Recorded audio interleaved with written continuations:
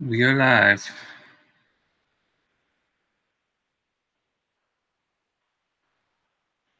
Oops.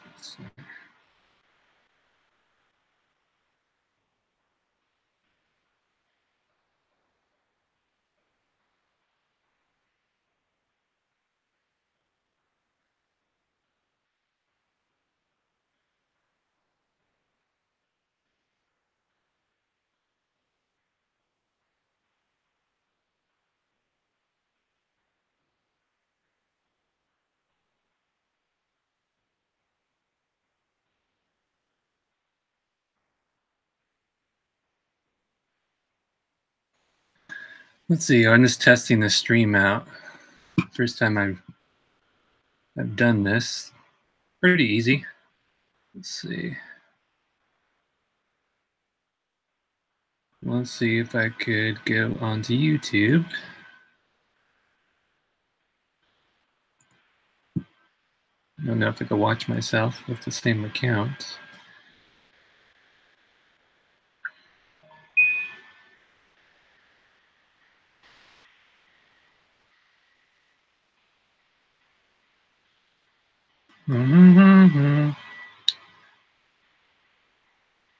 Oops.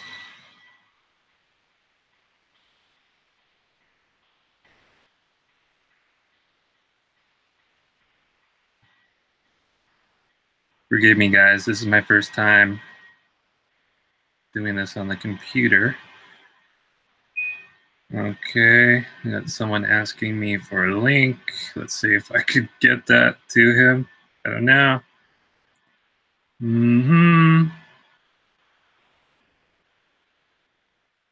I don't know. I don't know. Hold on.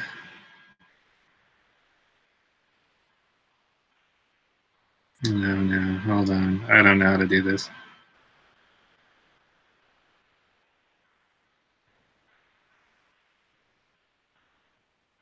We'll see here.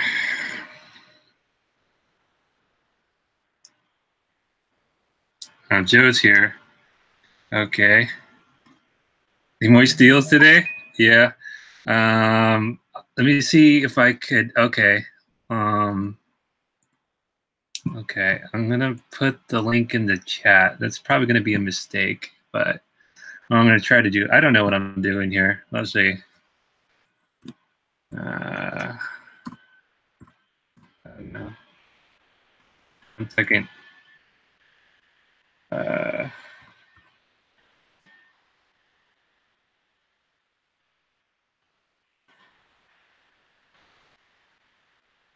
Let's see.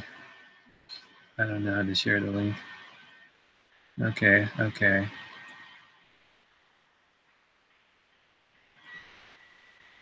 I'm gonna put it.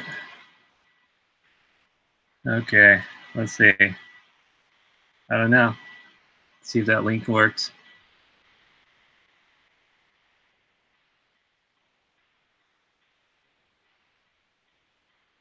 Let's see if that link works. Let's see. I don't know.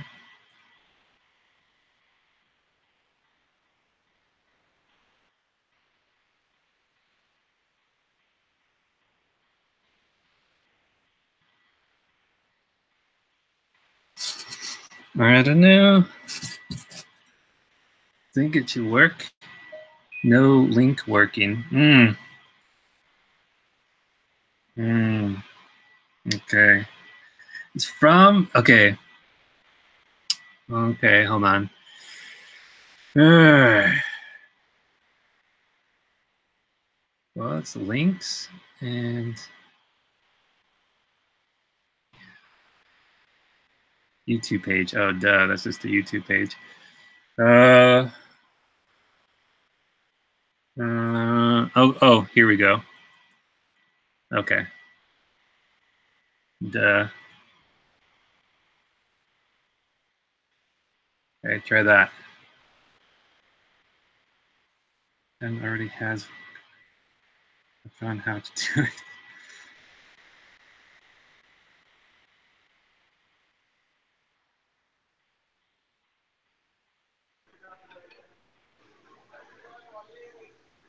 Boo-ba-doop.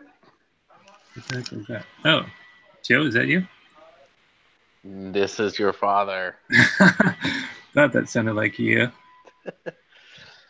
I don't want to have my camera on though. Yeah, My hair's not done. me either.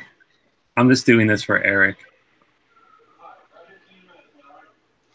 That was nice of you. I know. I'm just trying to maybe because I might want to do a live stream in the later next month. Oh yeah, you've never done a live stream before, have you? Yeah, not on my computer, but I might want to do a giveaway or something. I don't know. You give away something? I know. Crazy. How about I'll raffle it off? That's a better idea. Raffle. Get my earbuds. You can make some shekels. Shekels. I love me shekels. Let's see. Where's Eric? What is he saying? He's still asking for a Oh, link. he wants me to text it to him? Oh, shit. Okay. I don't know how to do that. Let me see if I can hold this. Yeah. Here. Ugh. No, every time I touch that link, it just brings me back here. That's true, huh? Tell him just to search. I'll tell him. Yeah, I don't search my channel. He is definitely technically challenged, isn't he? Mm-hmm. Let's say go to his live yeah, there you go. I'll let you feed and look in the comments. Then press your finger on the screen where talk to him like he's an old man. Where the link is.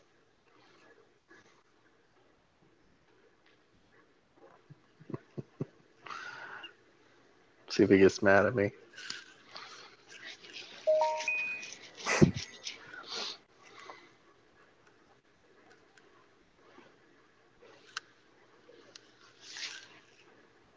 This is like 10 o'clock over there, isn't it? Yes. Past 10. Yeah.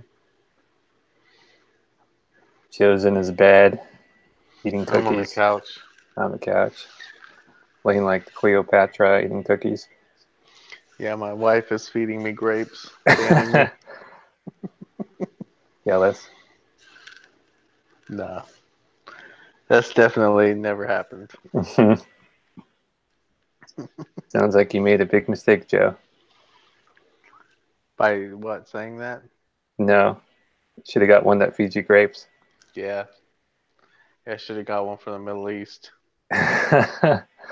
Never leave the house.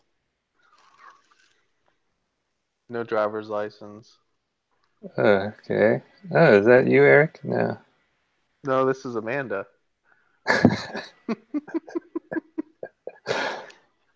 Amanda? Oh, wow, Amanda, you look like Eric. Eric, you got rid of your beard. There's no audio, Eric.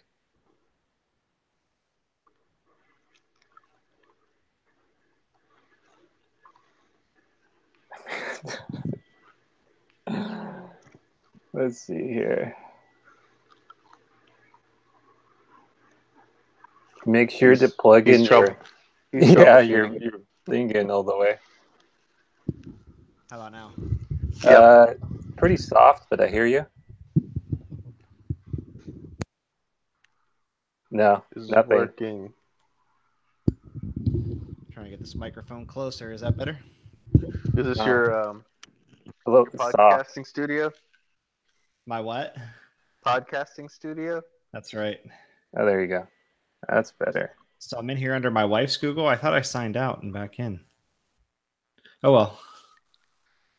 I guess it doesn't really matter, right? As long as I'm here. I'll just call you Amanda for this episode. Moist Amanda. Oh, wow. Don't talk about Eric's wife like that. Let's see.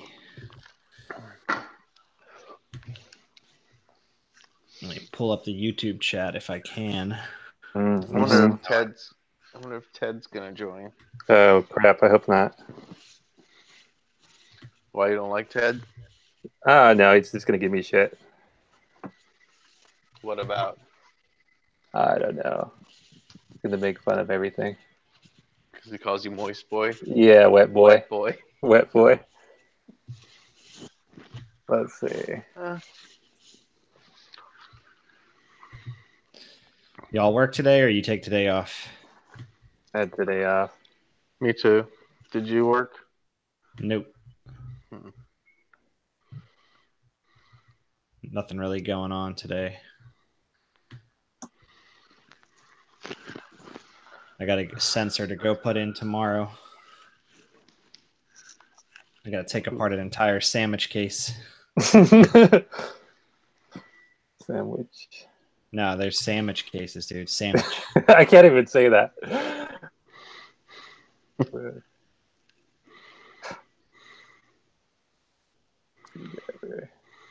So, Joe, did you get that? Was it a brushless screwdriver for that price? No. Oh, okay. No, it was an old one. Oh, okay. I figured it. Yeah, that was really cheap. But it came with 2 batteries. So for $59, I was like, 2 amp hour or 1 amp? 1.5. Uh-huh. Yeah, 1.5. I have the same one. It was like I bought it for like $70 a month or so ago. With that screwdriver? Yeah, I don't even think they make it in brushless, but it's nice and lightweight. No, they do. Yeah, they do. And it's got 2 speeds for the new brushless one, right, John? Yeah. It's pretty pathetic in its current form. Like you have a hard time with the self-tapping screw into a. Oh yeah, man. My dad and Justin make fun of me so much when I'm like, do you have a drill? And I hand them that, they'll like throw it. I don't want that thing. But I think it's great for service, though. I think everyone should, it's a lot better than like an impact for taking on and off panels. Yeah. I cringe when I hear that impact noise when people are putting screws in at a weird angle. And it's like, well, that's why 2-month-old units have every screw stripped out of them. Mm-hmm. Good job, guys. Yeah, because you have a lot of feel with it, so you can tell when you're sending one in. I've been using I have one that's probably 3 years old, 3 or 4 years old, and it still works great. I mean, it is beat to hell and back, but you look inside and the motor's just covered with a thick layer of grime, but it still works fine. I picked a new one up. I figured. Yeah, that's really cheap. Yeah. I'll just have a backup. Yeah, Arrow Oasis is making fun of your baby face, Eric. Curtis? Yeah, Curtis. Man, everybody had a beard, so I had to get rid of it. Yeah, Eric has not had a beard much longer than you had one. I mean... Yeah, everybody's doing it these days, man. I gotta... Yeah, you're trying to be like... not hip, but... What's the word? The opposite of that. Yeah. A rebel. No, like all the people in Portland, hipsters. Yeah. Oh yeah, the hipsters. That's my charge.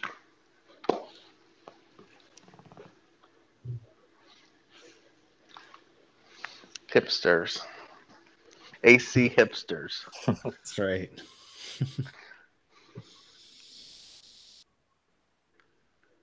Everybody like my my round ceiling grill up there? You must live in an old house. Is that the same house you've had? No. It's old, isn't it? It's like a 50s house? Probably.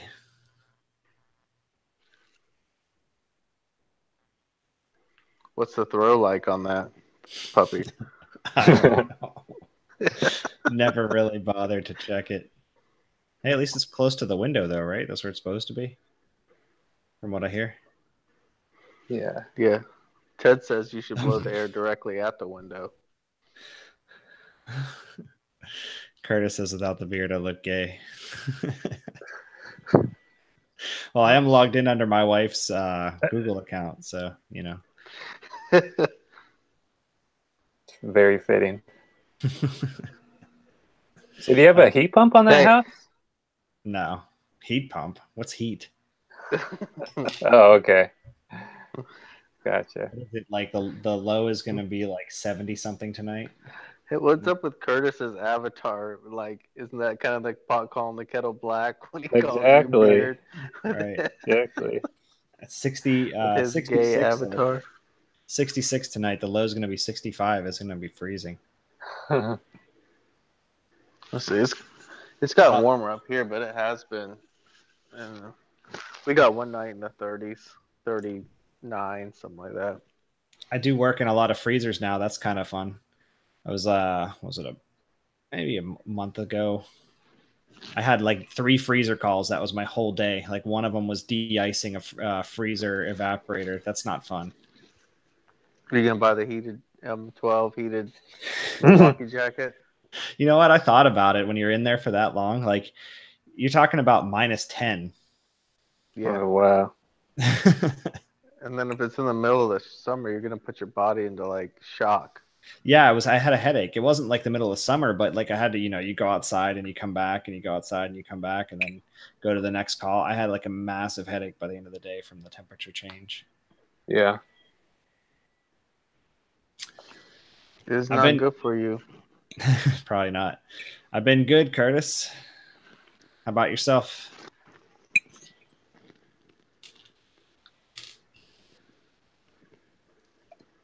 But refrigeration is always fun. I get to take apart an entire case to replace a sensor. Like take all the shelving off of it, take one whole side off of it. It's a walk around island case just to replace the supply air sensor.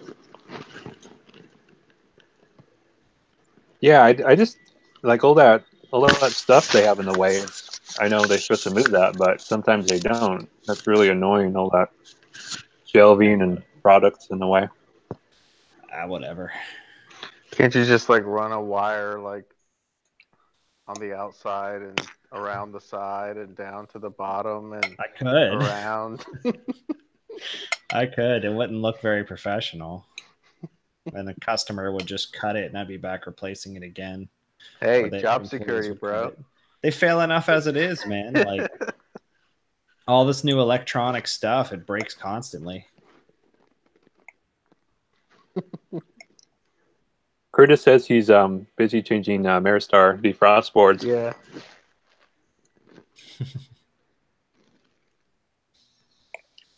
So Curtis, are you still putting a Maristar in? Why, they have a problem with their defrost boards? Yeah. Yeah, what's his name? Chuck. He just did a video on it a few days ago. I saw it, but I didn't watch it. You have to like order it, and it took 3 months to get. Then some reason it messed up again, so he had to order another one, and he couldn't wait another 3 months. So he just like put Goodman parts into it. That's their trick. You see, they're gonna like take so long to deliver it that winter's over, and you don't know that you put in another bad defrost board. Mm-hmm. But I think, I mean, from what that sounds like, it sounds like it's coming straight from China on the boat. Yeah, you can't. It's unavoidable, man. Oh yeah. What the heck is that? Me. Playing some music. It was an advertisement. Oh, he may be switching brands. Maybe. He hasn't decided yet. He's probably going to switch to Bosch. Because you think getting a Maristar part is bad. You want to bring it to a whole new level. I like how you say it, a Maristar. Well, if you're pushing one brand, it might be a good idea to have some of those parts around. Nah. Mm-hmm. I mean, no matter what brand it is, because they're all going to break. True. But I've never really had to deal with heat pump defrost boards ever. So one of the few things I've never worked on. I see heat pumps all the time, but I've never had an issue with defrost because we're not cold enough to have it happen. Hernandez is taking a poop.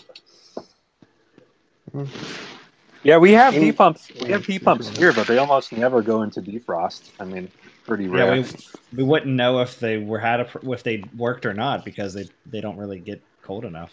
Exactly. We're supposed to have a pretty wet and cold winter, so maybe getting some heat calls.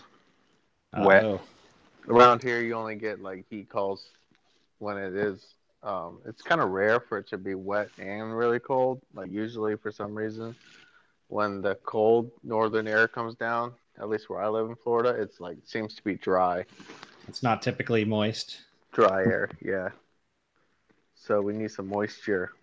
Isn't that right, wet boy? Exactly. Your heat pumps are going to be moister than an oyster. That's funny.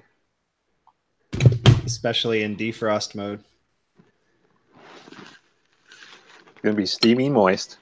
That's right. You know what I noticed? Ream, which is I don't know if this is new or not, but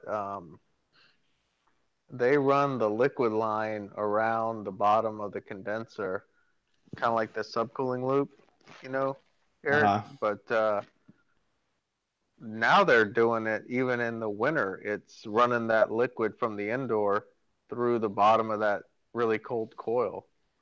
And I was like, I hadn't seen that before.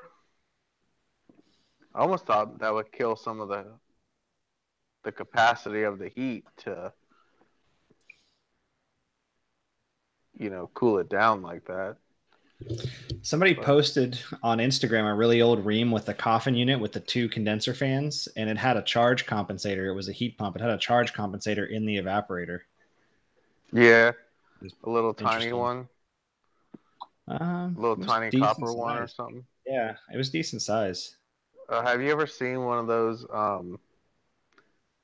Like for a while there, they had 2 evaporator coils teed together on a 4 and 5 ton. Have you ever come across one of those? It's like the shorty air handlers, but it's got 2 coils on it. I've seen that in the directions before, and I was like, I vaguely remember seeing it. I've never seen one, but I've only seen one.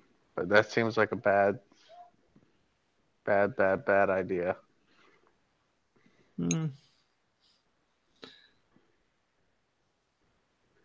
See, a lot of stuff is a bad idea. It doesn't stop manufacturers from producing it. Like Ream has always been the king of like weird stuff like that unit with 2 fans, a unit with 2 coils and stuff. It's like, what is going on over there, you know? All the condenser area. We want all the condenser area. Like, how is it more efficient to run 2 fans? You know? It was a 10 SEER, dude. 13. Back in the day. Oh, they were up to 13 with those? Yeah. High efficiency. If it was a 2-fan one, it's 13. It's like 13 SEER. Your unit's massive. It's got 2 fans and it's better. Yeah, it's bigger than 10-ton condensers. Yeah, it was kind of like their 7.5 commercial would have 2 fans like that.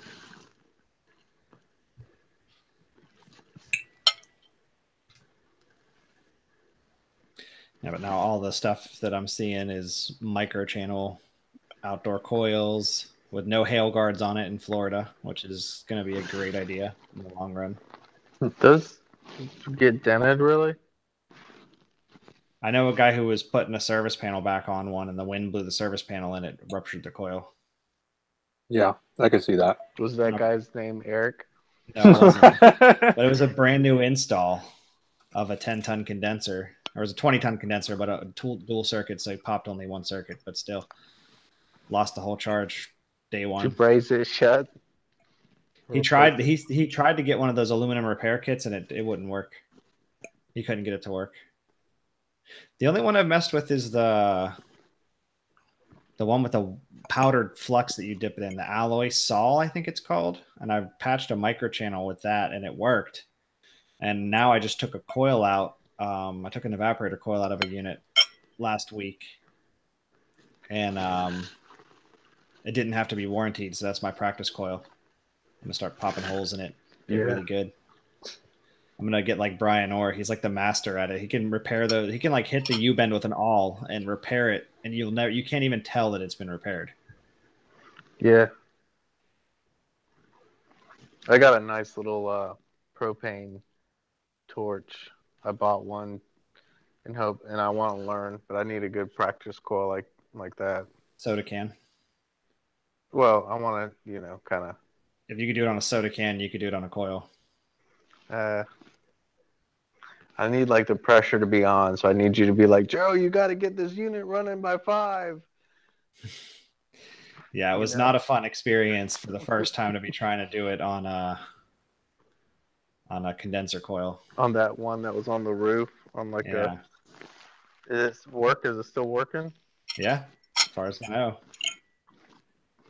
The whole unit's in terrible shape, though. I wrote it up to be replaced, so whatever. We'll see what they do. Every unit on that roof's like that.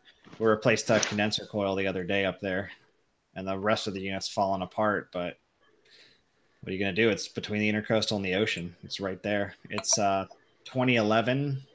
It was built in, so all the stuff's right at that age where it's just destroyed. What's this guy talking about? A pregnant prostitute that's missing? Can you believe I made that guy a mod? It's his wife. You made me a mod. He's trying to find it. Real. His wife ran away again. I hate that. That's why you got to put a tracker on them. Those Milwaukee little tracking devices. Yeah. You got to put it under the skin though, otherwise they tend to, get away. So on that micro channel, Eric, what kind of gas did you use? Propane? Oxyacetylene. Oh, really? Wow. What? Dude, you're brave. Shit. What did I have to lose? It's either, hey, you got a hole in your microchannel coil and I need a new coil, or I fixed your coil. At that point, what are you going to do? It's not like I could recharge a system. It was flat, That was the Eric with the beard. That must have been. Yeah. He was a badass. I can't remember if I had the beard then or not. I don't think I did. Because I think I did an he's intro. lying. I think I did an intro to that video, and it shows me. Yeah, I got this nice little benzomatic torch kit that's like a hose and a regular. It's kind of like a aerosolian. You want one that only gets to torch. 1100 degrees. That way the aluminum doesn't disappear. How hot does a propane torch get? Because it's not. I think plumbing solder melts around 400 something, right? Like a turbo torch gets really hot. Yeah, I mean that's brazing's somewhere around what 1200.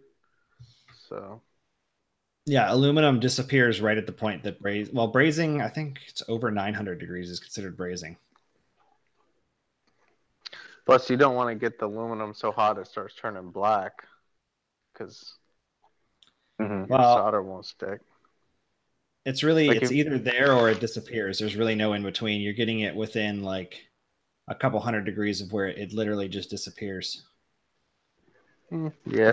Have you tried messing with it yet? It's there and then it's gone. There's no warning. There's no turning black. That's why you just kind of like keep touching it with the flame and your rod. Like you don't hold the flame. Yeah, and Brian definitely was not using oxygen acetylene when he was. He's done it. He's done it with oxyacetylene. He demos it with a turbo torch just because it's easier. Really? The turbo torch really it doesn't concentrate the heat into a small area, so it's almost it's better. I don't know if it's better, because if you lose aluminum, you're going to lose a lot of aluminum because you're heating up a bigger area. You know what I mean? Okay. You're going to disappear all of your aluminum, and then oh well, what do you do?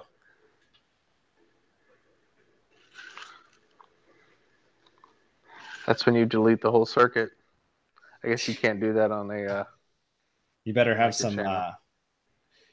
I wouldn't even want to try it because I tried the Aluma braze, which you have to do for like a joint, and that you have to get it within 100 degrees of the aluminum's melting temperature. Yeah, I don't want to ever have to try to braze aluminum to copper. At that point, you'd be busting out like a flare kit and flaring the aluminum onto copper to eliminate the circuit. I'll be busting out some JB Weld.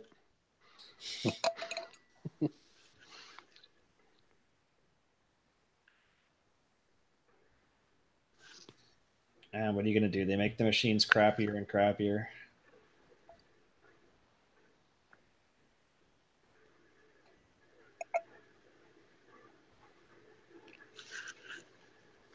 Tell you what, though, I'm glad I don't have to do residential anymore. You guys can have that stuff. Thanks. You're welcome. Anytime, man. Anytime. Eric just hates people. True. I hate people too. I don't think you'd hate it as bad up here. Yeah. Are there units in the attic? I haven't been in an attic. Yeah, that's a plus. Yeah, it's a plus not being in an attic, man. I'll tell you what. Your body's really happy when you're not ever in attics. I pretty much didn't take an install all summer in an attic. I was just like, nope. Gas and go. Gas and go. Yeah, I was like, get on my list. I do them from October through April. You need to just get yourself a small trailer with a 5-ton ream straight cool, like cube package unit, or I shouldn't say a brand, like a little straight cool 5-ton package unit, side flow, and just put one squared around on it and slow the fan way down and just put a dryer plug on it. You just unplug the customer's dryer. And I mean, I've got generators that could probably run it. Just use their dryer outlet, man. Why would you use generator? Because you wouldn't even have to like have some long dryer cord or anything. You know? It sounds like more of a pain to deal with a generator, though, trying to run an AC all day with a generator when you can just use their electricity. Yeah. I mean, I'm just saying it'd be all like on a trailer, you know? I even thought about doing that and like renting it out for like, you know, these places that have rent tents for parties. Yeah. Like for $100 a day, I'll rent you that. There you go. And make some kind of like a freestanding, basically like plenum where you could like just flex up to this big box that kind of blows the air out different directions.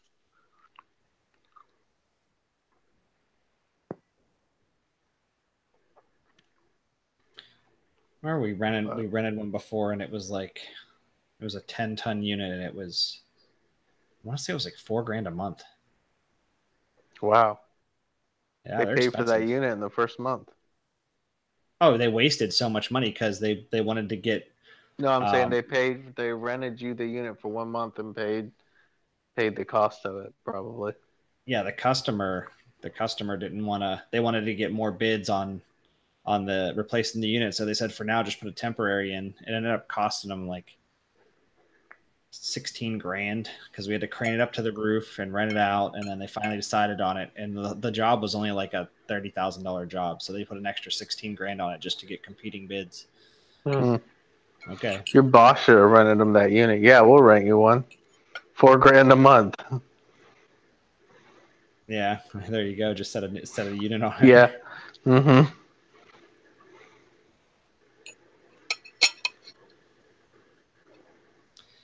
Whatever, man. You can't tell customers sometimes. They're just really stupid. They wouldn't replace the disconnect for the unit, and the disconnect you had to beat in one of the knife switches with a 2x4 that was laying next to the disconnect. Yeah. Whatever.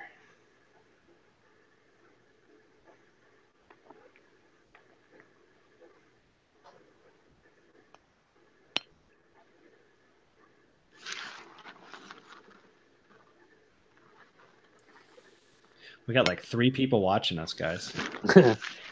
Really? I There knew was it. like 8 earlier. I see 8. Oh, I don't know. I'm not Let in me there. see. I'm just... Yeah, 8. They got 9. Woo! Whoop, whoop. Whoop whoop. Ameristar defrost boards. Who knew?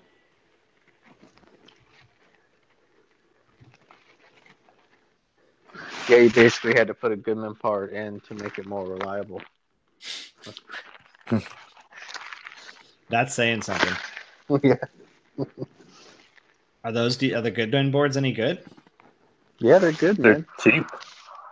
What So are they they like? They're like $35, aren't they? But then he I had to have no put a idea. relay in because Ameristar's like ring. Right. How do you clean vacuum micron gauges? I use electric contact cleaner. And Gasoline. it's in the aerosol spray can. You can use what? Rubbing alcohol too. Yeah. Just spray it in or pour it in, swish it around, do that a couple times until it's not coming out looking all nasty, and should be good to go. Yeah, but use the 90%, right? The alcohol. Just use some Yeah. vodka. Gasoline, ethanol free, 93 octane. You got vodka on the truck already, so you know.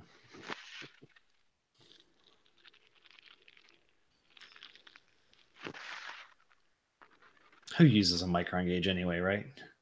Do you have the True Blue hoses? I'm supposed to be getting a set to try the basic kit. Is that one hose? I don't know. We'll see. I think that's what it is, the basic kit. How often? Every 5 or 10 evacuate? I don't know. I find I have to. It depends on the system. I find I have to clean it more often than that a lot. Just because stuff seems to really like to get in micron gauges.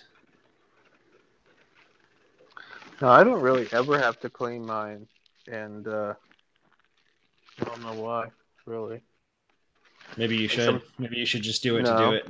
No, I use two micron gauges on every system because I find a lot of times that they're reading a little different, you know.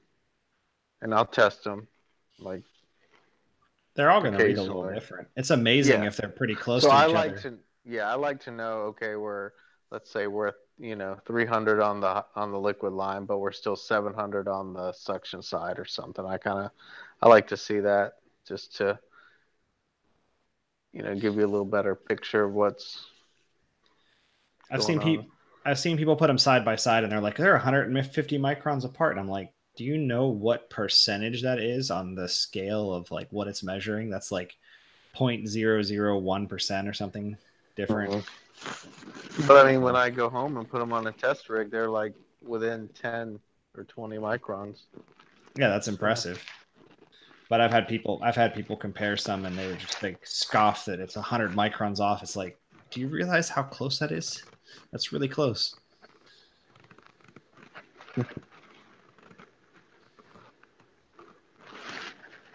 Yeah, I don't know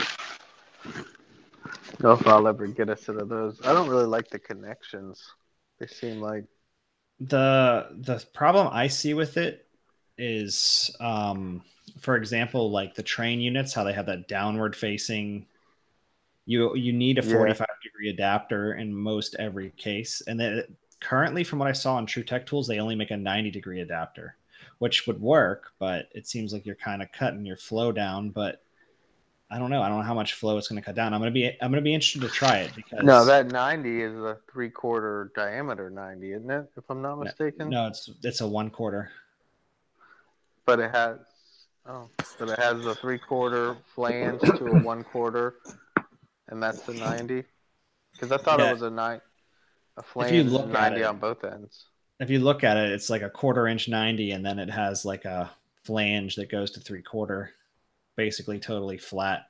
So actually, I'm holding an Allen key now. It kind of almost looks like this Allen key, except like this end right here will be 3/4, and this whole part will be 1/4 inch.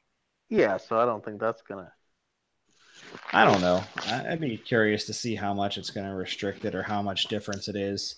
I got a empty recovery cylinder on the truck, so I'm going to test that setup versus my current setup and see if objectively there's a big difference. I don't have a 50-pound recovery cylinder, but a 30 should be good enough.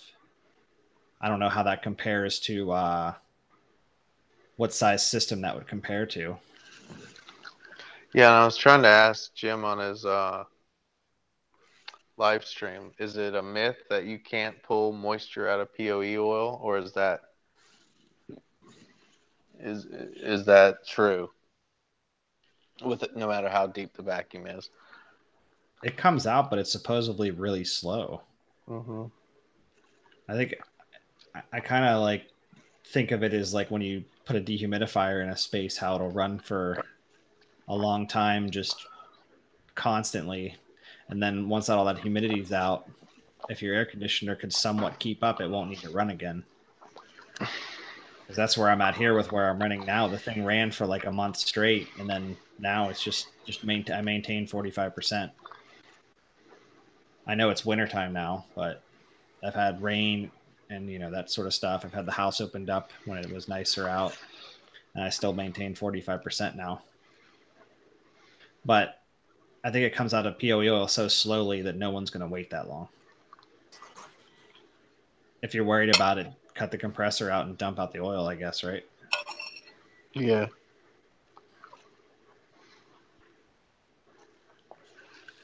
Only so much you can do.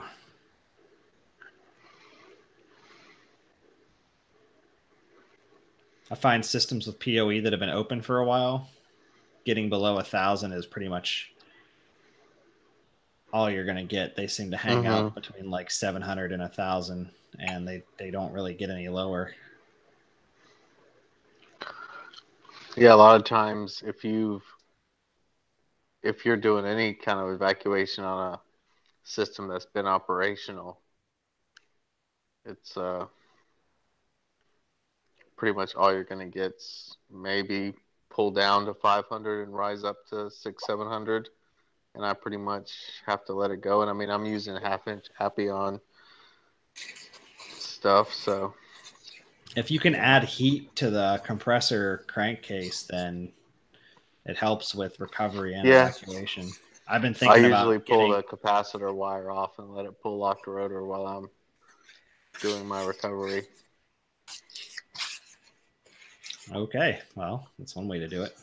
Yeah, I mean, what's wrong with that? Capacitors fail every day, Yeah, I've thought about getting a couple 110 crankcase heaters with a spring on them for evacuation and recovery, especially like a refrigeration unit with a receiver. Put one there too. Yeah.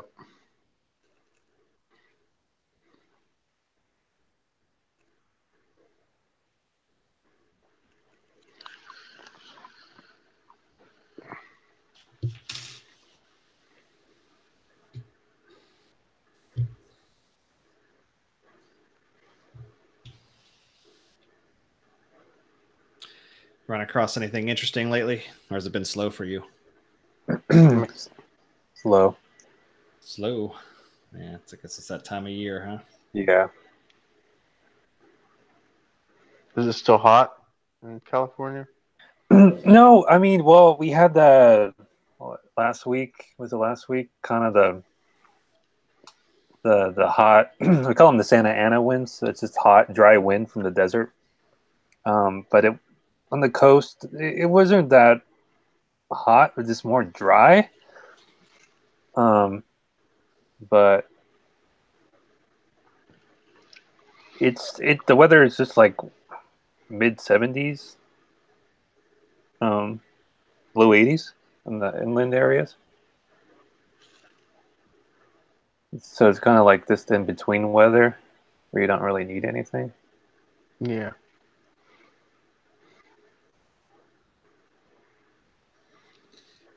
How unfortunate. Yeah, I mean, and there's so much. There's just so many air conditioning companies here. It's crazy.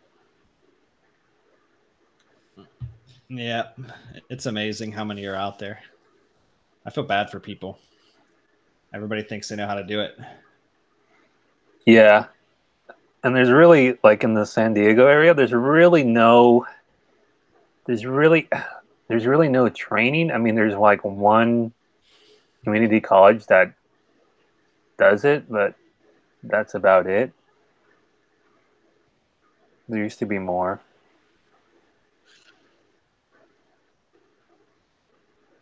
Yep. You're competing with guys with beat up old pickup truck and a can of whatever drop in R22 replacement rolling around in the back and a manifold hanging from where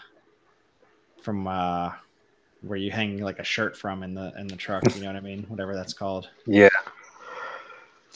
Yeah, it's not quite that bad. It's not quite Florida bad. I mean, there's just a lot of like bigger companies. Not bigger, but there's just a lot of companies. I mean,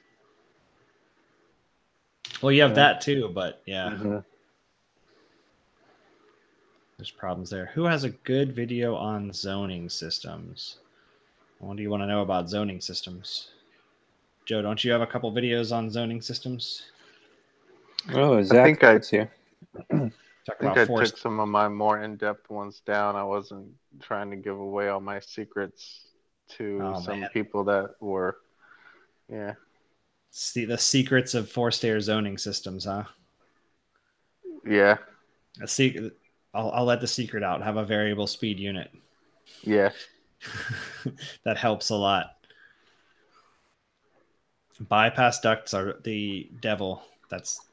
He just posted bypass duct setup. Yeah, bypass ducts are not necessarily the best thing. That's usually when people have a single speed unit, and those are nothing but problems.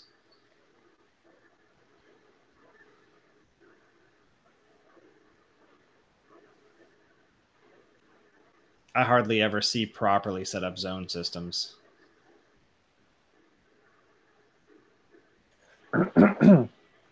Yeah, we don't really have a lot of zoning here, but I think it's kind of starting to pick up a little bit. Don't you have to? Yeah, in California, I know in like even North Carolina. I don't know about. I don't think you have to do zoning, but the newer construction may be the case, but yeah, I think if they build a 2-story house, it either has to have 2 units or be zoned. Yeah, a lot of it's just 2 units, but I think the new stuff might be zoned. Ream is supposed to be coming out with their own train style zoning system for like 2 years now, but I've still not seen or heard that they've actually done it yet. I think Train and Carrier both have their own complete zoning systems, which I think is a good starting point. Is somebody who has like a zoning system that everything works together is probably a good idea, depending on how complicated you're talking about zoning too. If you're just talking about upper floor and lower floor, but still.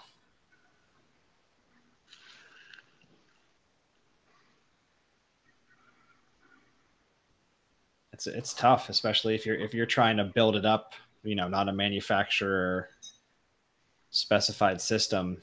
That's a lot of planning, and it might not be the right system for every application, especially if you're only talking about like a 2-speed unit that's only going to go down to about 70% of its total airflow when it stages down.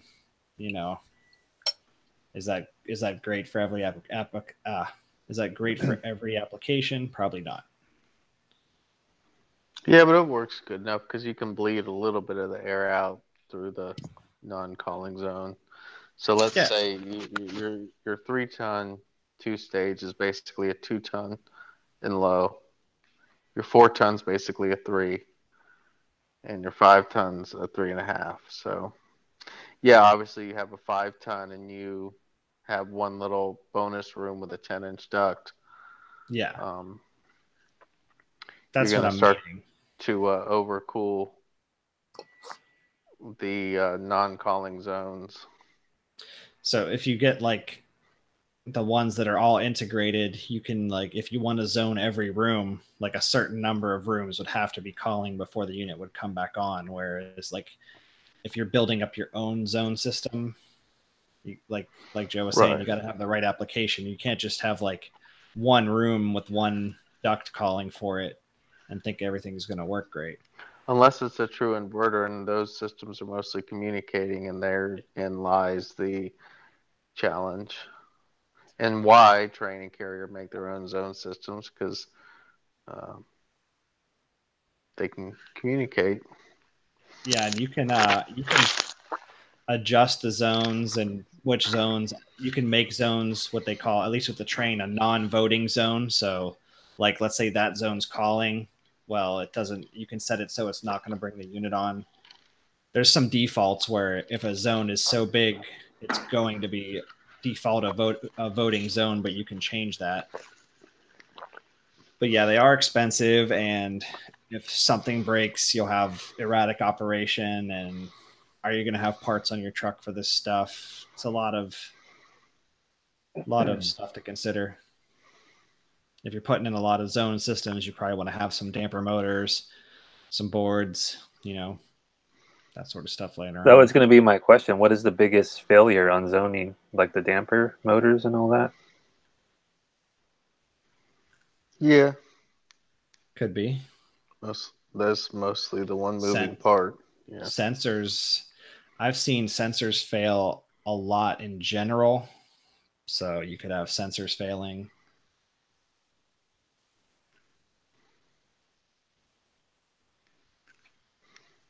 In general, they're pretty reliable. I'd say maintenance costs should be lower than two systems, as well as installation. So there's benefit to it. Yeah, if it's installed properly. Yeah, well, of course, but you do lose the redundancy of having two separate units. So if one breaks, you can, camp out in the living room or something. That's also expensive too to have. I don't know what would be more expensive to have, like a really complex zone system or two systems. So that's the trade-off. Yeah, it depends. Like if we're talking about doing an existing house and running a new line set, electrical service, duct, all that, probably would be cheaper to zone it with the existing duct and the one unit. At least in my experience, you can save them, several thousand. But how do you feel about VRF, the whole thing? I mean, that's probably a very expensive route to go too. Yeah, I hate the idea. They're just, I don't know. I mean, if are we talking like a city multi-type or a multi-head Mitsubishi or something? Yeah. I mean, I've had good luck with Mitsubishi.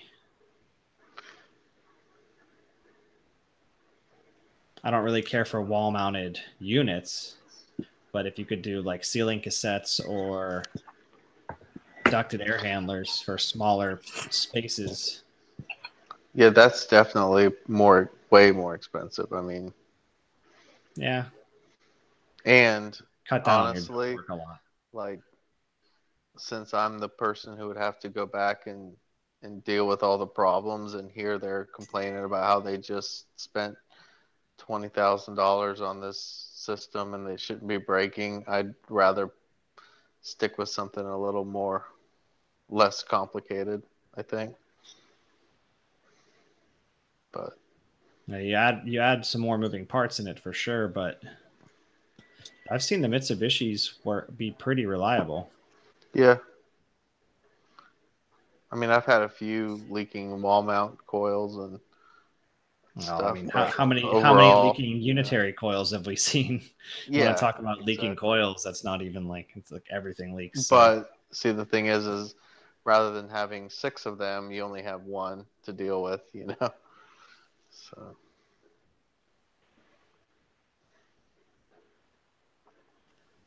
Do you know how the those ducted models, what's the theory of how they drain? Because I know it's kind of got a crazy system that uses air to.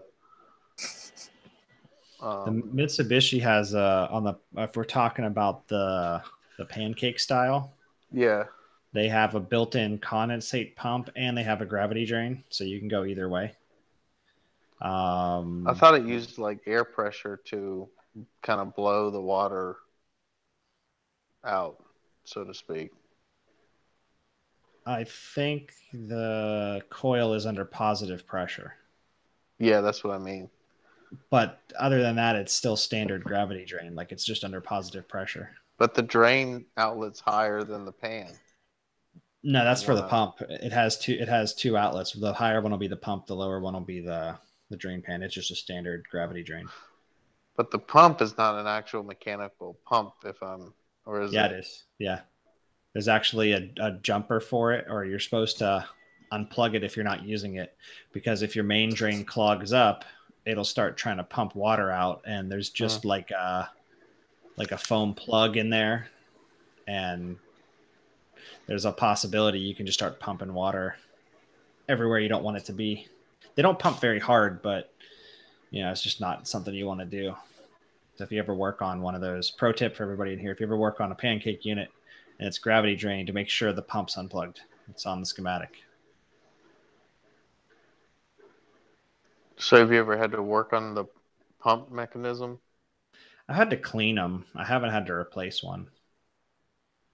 What do you do? Like take the whole top off the unit to get to it? There's like a little on the Mitsubishi. There's a triangular side panel. I remember doing it on a Daikin 2 years ago. It wasn't that bad to get to it. They just get slimed up. I keep a piece of 3/8 clear tubing with my vacuum and like snake it in there.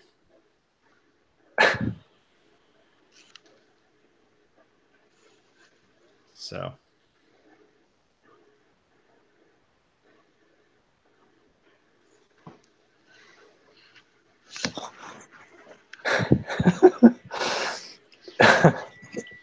Rehab took all your shekels, huh?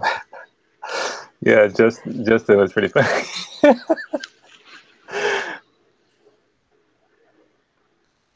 Dave gets me the wettest, not the moistest, the wettest. It's funny.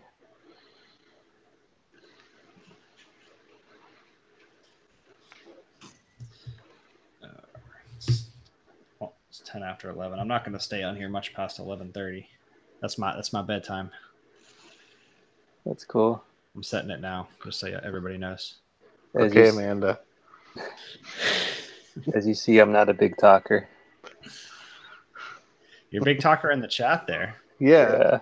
Doing all your live streams. That's my autism. I don't relate with real people. So the people in the chat aren't real? Are they no, they're artificial. They're all your alternate accounts, and you're just having an intricate conversation with yourself right now. Yeah. You have to work tomorrow, you said? I just got a sensor to put in. I mean, I don't have a set time. You have to do it on a Saturday? I could have done it today, but I was just like, I almost had like a food hangover from yesterday. Like my stomach's been. What happens if you accidentally pressurize a micron gauge? Nothing. Pretty much every micron gauge goes up to like 500 psi. So you pretty much want to pressurize it, because if you take a micron gauge off a system while it's under a vacuum, you're pulling in air. Well, some of them you can pressurize them a little, like a couple hundred psi, right? Yeah, they're usually pretty high. Or you can or if you have an isolation valve in between, you can do it that way if you're worried about pressurizing it. But I've never had an issue. Yeah, I own blue vac gauges, and I pressurize mine every single time I pull a vacuum. Pretty much the full standing pressure of 410A, because I took the Schrader cores out of my core tools because they were kind of giving me erratic readings. So I just took them out to just not even have to worry that it wasn't depressing it good. So I can't take my micron gauges out until I put the cores back in. So on those Appion tools, they sit really deep. You have to really back out the core depressor to get a good reading. Yeah, and even then I was having some issues where it was jumping around. It would just jump up, and it would look like it was working because it would come down to like 700, but then it would jump back up to 1200, and then it would come down to 700, and then jump back up, and just keep doing that. Yeah, that's annoying.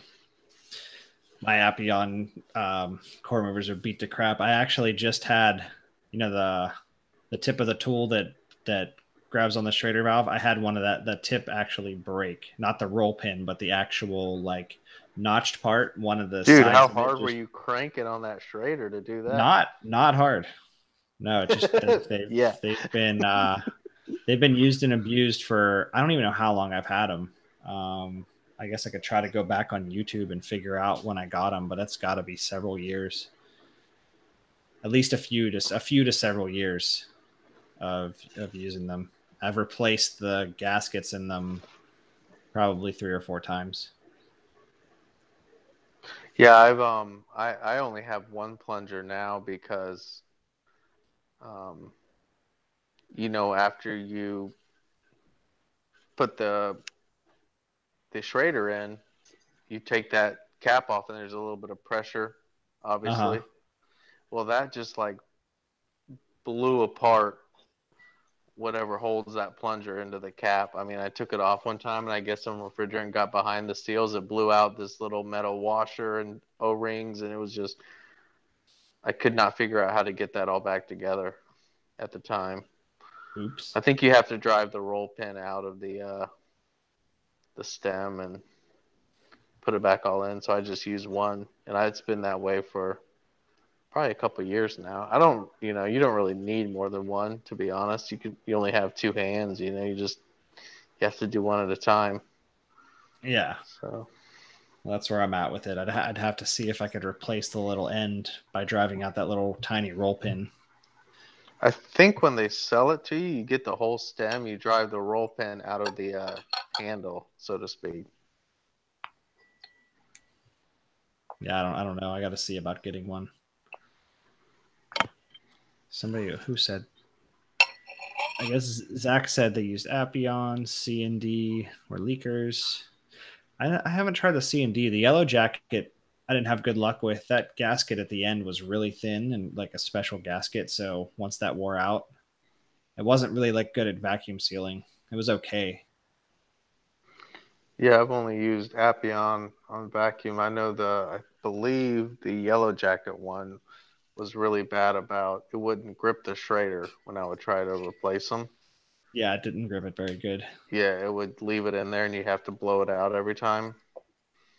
I've had it with the Appion a couple times where it didn't grab. Yeah, but it's rare. Yeah, launch the valve stem out.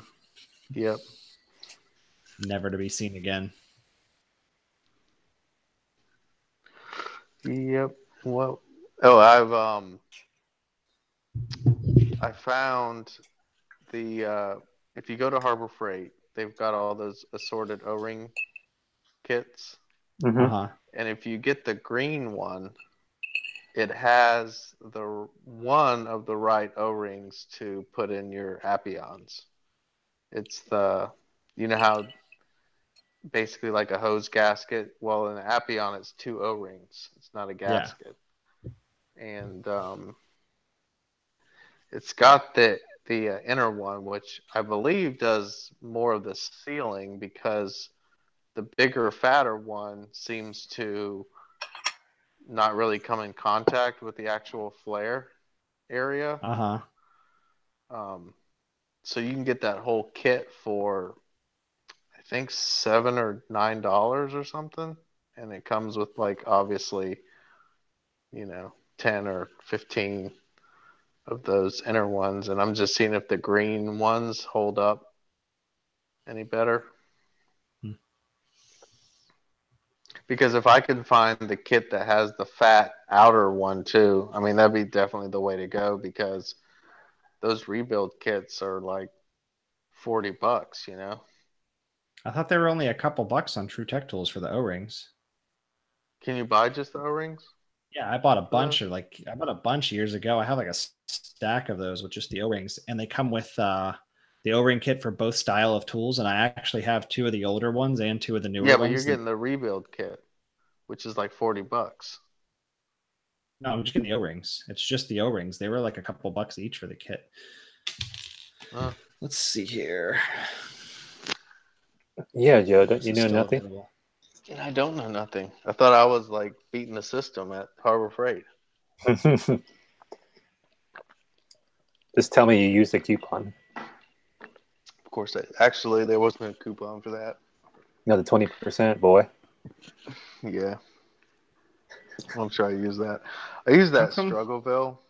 Do you know that website, John? Have you seen that guy? I watch his channel. Like, but I think my Harbor Freight, I don't know about yours, has like you walk in that store, you cannot get internet access. It's funny. So I'm like trying to search the item number to get the coupon for it because it's pretty good. Like any coupon will pop up for whatever item you're looking at, you know? Mm-hmm. No, yeah, I get internet access. I mean, that's one of the reasons why I stream there. Because I can't do it at Home Depot.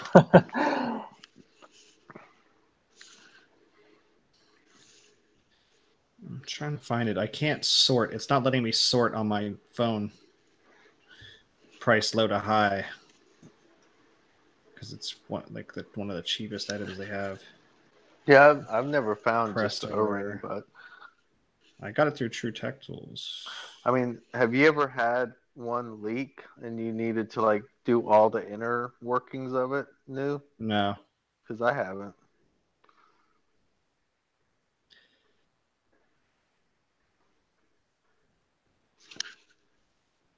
Second generation 10-pack for $30. I feel like I paid way less than that. $30?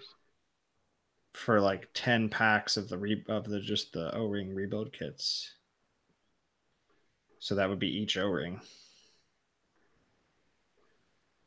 And I think it comes with the one on the other end of the stem too. Yeah, with the nut, you have to use 2 wrenches to take the back off. The back cap off. Trying to find it now. Of course, it ain't coming up. Dallas in the chat just put the part number up. Did he? But swivel fitting. Yeah, that's the rebuild kit. That's like $30. Yeah, I think almost 40. Yeah. So I usually don't have any use for most of that kit. All I need is the 2 O-rings. So yeah, they sell the O-rings different. Like I said, I didn't know that. And I don't Eric see it. still It's not hasn't the same proved it. kit. Eric still hasn't proved it. I have pictures I can take of the ones in my truck, but I'm not going out there. That doesn't do us any good, Eric. To take pictures of ones you have in your truck. Remind me tomorrow when it's daytime outside, and I'll go get one out of the truck. All right. Hillmore tool no good. Somebody's trashing Hillmore. Oh, how dare them!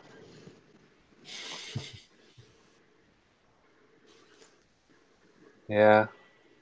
Well, it's brass, so I mean, they could just crack.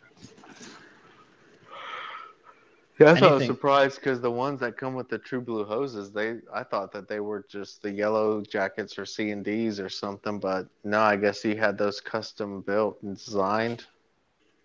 I was wondering about them. I looked at them and I'm like, those look weird, but I don't know. Supposedly I'll be getting my hands on some. If I do, I'm going to make a video and use them. Might as well. I like that new field piece pump though, that 8 CFM pump. I know apparently some people have had issues with it, but so far so good for me. Yeah. Dude, when I saw Brad take it apart, they could have made that thing like 40% smaller. And I might actually want one if it was a little bit smaller. Space really that serious on your truck that you couldn't fit that pump? Yeah, it really is, dude. A serious issue. Buy a bigger truck, man.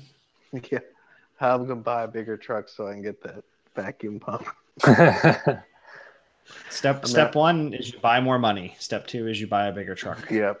Buy more. Step 1 is make more money. No, you buy it, dude. You just buy more money. Yeah, it's expensive though. Flawless plan. Like in Zimbabwe dollars, you'd be like a billionaire many times over. I know. And like, Tell me about it, dude. I've thought about that so long. If only I was in Zimbabwe, but had American money. That exchange rate. I'd be like a king. They have like $10 trillion bills or something ridiculous like that because it's got so devalued. Now, my dream truck is definitely one with a body like yours, but like a F-350 dually Super Duty 4-door with that would be like big, extreme long vehicle length. Why would you need a 4-door? Yes, it would. Just to have it, to put stuff inside. Well, I'm gonna do once I actually get it how I want it, I'm gonna do a tour of that truck. Like that truck is the perfect truck. You don't really need anything else besides that. Yeah, you do. I need the wider body. Like a 350 body is even wider than yours. You can get that same. You can get it with a dually, and it's a wider body. Yeah, I know, but it had the Econoline chassis. Is that what you're saying? Yeah, you can get it with the Econoline cab, but the cab, the way they have it, the cab, like the seat goes way back, like further than it does in a normal van with a divider. What about, is there a door between them? Yeah, there's a door between you and the back of the truck. I guess that's cool. Do you ever need it? Do you ever go through that door? I don't, but you could. You could open it to put a. Do you have like a desk that like a wall divider that kind of blocks the access to it?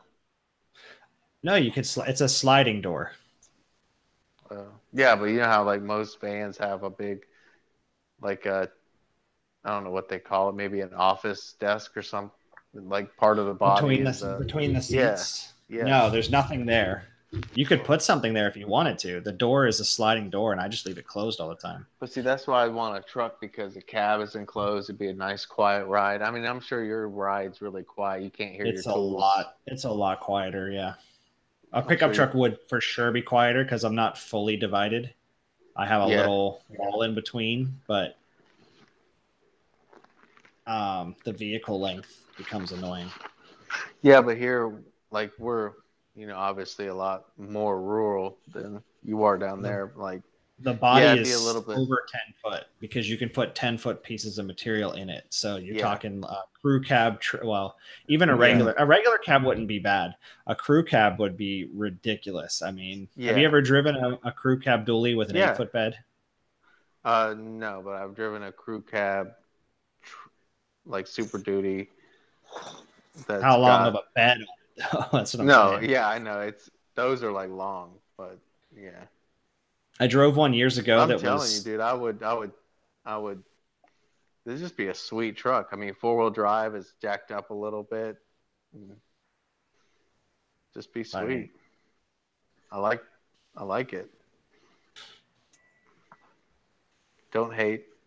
Don't try to talk me out of it. No, I mean, get it if you want to get it. I'm just going over the pros and cons. I mean, I've definitely. I think this is like, as far as like the compromise between vehicle length and functionality, this is a really good one. Yeah. I've even contemplated not a crew cab, but just a super cab type thing. I would get a regular cab. But the regular cab with a little bit of space behind it. You know what I'm talking about? Yeah, but what are you going to do with that space, though, is what I'm saying. You can put your, like, all your meters and stuff, suitcases, and all your hard tools and hard cases and stuff. That's what the side bin for, dude. You got side bins. You can literally dedicate a side bin and a shelf to that sort of stuff, and it's never going to get hurt. Yeah. But if I didn't have that stuff in there, I could put something else like a vacuum pump in there. I mean, like, literally everything fits in the side bins already. Does that have shelving units inside too? Yeah, there's shelving it comes with, and you can add shelving. Yeah. Have you seen that one guy's video that's got like he's basically got the truck that I want, but he spent like $30,000 on the utility body, and you open up every door and it's like a roll up, like every. It's probably it's basically like It's a got the snap-on toolbox inside. roll up every, garage doors. Yeah, you can No. get the drawers that roll out. Yeah, but he's probably got every one of them's got a couple drawers, just nice ball bearings, and Yeah, that'd be you can get that for any of it. Yeah. For what we do, you don't really need drawers in every one. I mean, that's kind of. I mean, you No. can do it. Yeah. It's kind of overkill. Yeah, but just have one that's maybe the two front big tall ones be ones for all your tools, like drills and screws and So just the way it works is the one I have, the bins are like 11 or 12 inches deep, and if you get the dually, you have the option of going to deeper bins or more space in between. Like you'll have either more like a bigger payload area in the middle, but the bigger bins go to like 14, or they go to something more. They're a lot deeper. But I have the thinner bins, and in the one door on the passenger side behind the cab, I have 6 bottles of refrigerant. Plus I have enough extra room in there for, I have a fire extinguisher, refrigerant oil pump, like some extra oil, my scale, and I could still put more stuff in there if I really wanted to. There's still more room left over. And like behind that, I have the torches with a spare set and 2 nitrogens on the ground. Then I have a shelf above that has like dryers and other stuff that I use with the torches. She has 6 tanks of Freon and torches in the same. No. I have no. The front cubby has the 6 tanks, and it has, like I said, a fire extinguisher, oil pump. I can put more stuff in there too. There's still room. Then behind that, I have the next cubby. It has torches with a spare set of tanks and 2 20 nitrogens. And then there's a shelf above the torches, and I have like common stuff that I use with torches, like solder and, stuff like that, dryers, that kind of stuff. And there's still like, I still could have a lot of room I could utilize in there. I keep the soap bubbles in there too. And then right behind that, above the wheel well, the bin that goes like horizontal, I have the vacuum pump, recovery cylinder. I have the small evacuation recovery box that I use, and I have the Appion Megaflow kit all in that side bin. And then behind that, in the last bin at the back of the truck, I have 3 recovery cylinders and 2 more 20 nitros.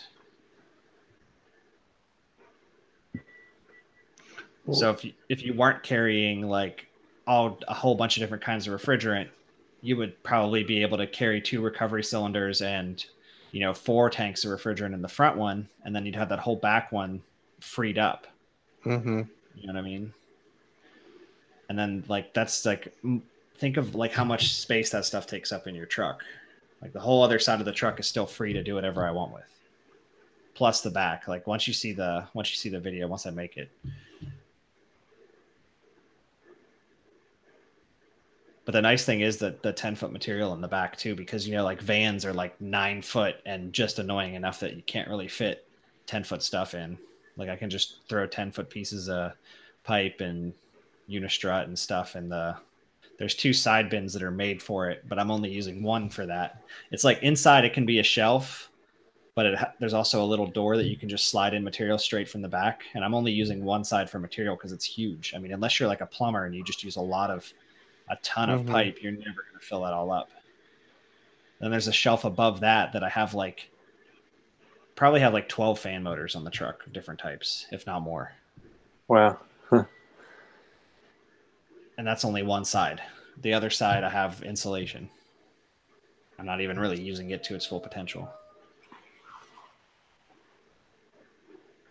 Fernandez says his truck makes terrible U-turns. Yeah. Yeah, on a 2-door. Yeah. Pickup trucks are terrible at U-turns. I know he's got the single cab dually. Yeah, I had one. Extra tall. I had one with the same bed that I have now, except it was a dually. It was a little wider, and it wasn't enclosed, but it was the same length, and that was on the upper end of being annoying to drive. You know what I mean? I think with a crew cab on that, you'd just be like, you get tired of it real quick when you're in a residential neighborhood and you're having to like be in the left lane to make a right turn.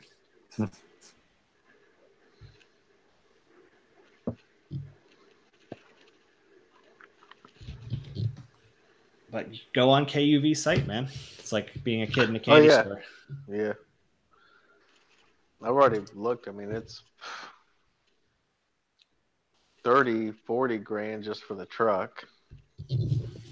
So They have a problem. Like dealers end up with them, and then they have problems selling them.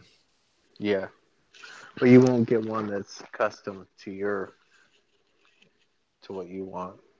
I mean, you That can way. add the Yeah, you can add the drawers in it later. You know what I mean? The drawers and extra Yep. shelves. That's not a big deal.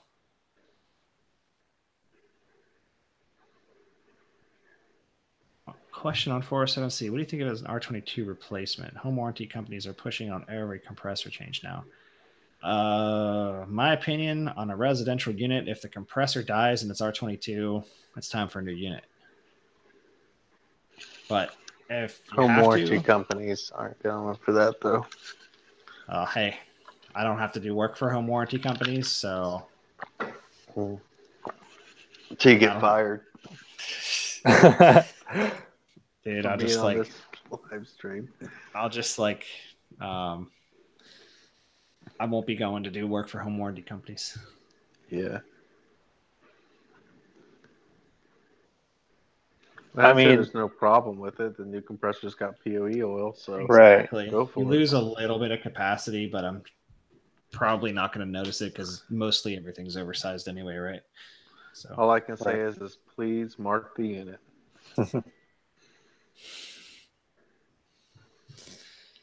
Yep. I had to do that the other day on a refrigeration unit, pump it down and let the condenser fan run to make sure that it had the refrigerant I thought was in there, which it did, but Yeah, but you're not going to be able to decipher 407C from 4 whatever else there is. It's all so close, you won't know. well, you know, if you put 407C in with it, you won't know either. True. Got to get yourself a Now you've got dual. 407D. Yeah, well, what you're gonna have to do is get one of those dual temperature. What am I talking about? Like the Cooper Atkins or one of the other ones, and just measure your expansion line temperature versus your suction line temperature, and just check your superheat that way. There you go. Doesn't matter what refrigerant's in there.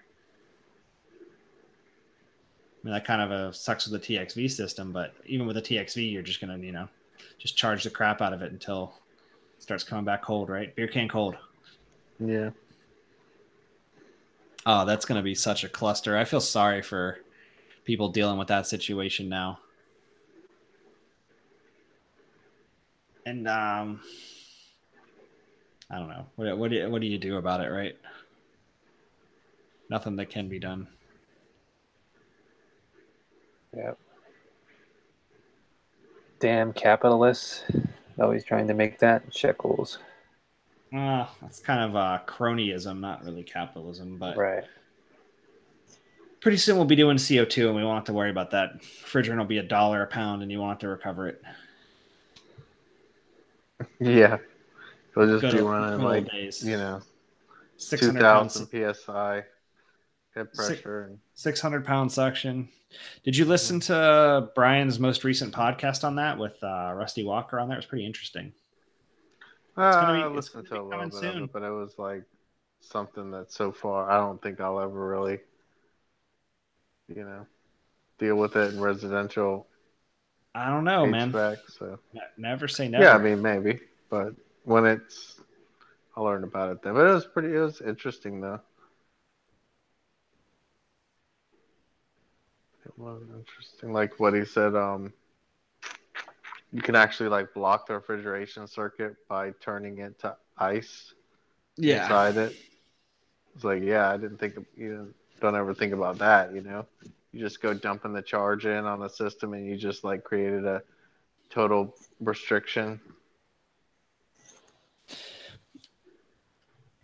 It's interesting where it's going to go in a few years, right? Like, are we going to go to one of these natural refrigerants, or are they going to come out with something else that's going to be approved?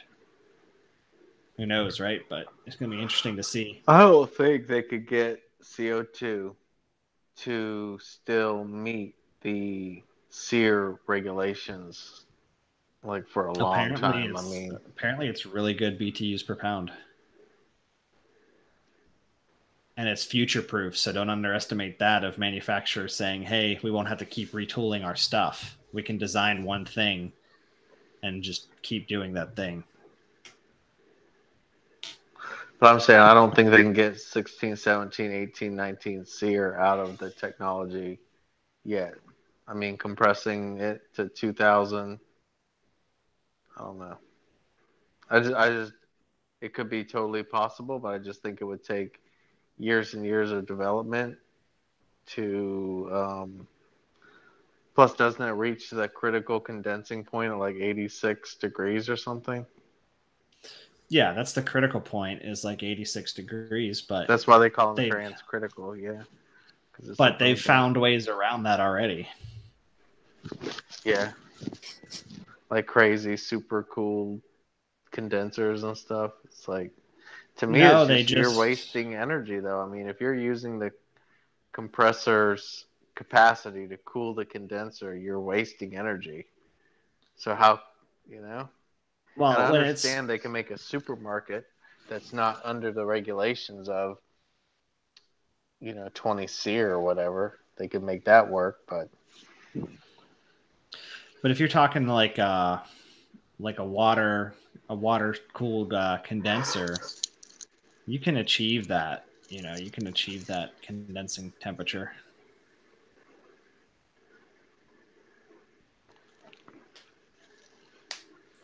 It's gonna be interesting to see. I mean, I wonder if they're just gonna start allowing bigger charges with propane.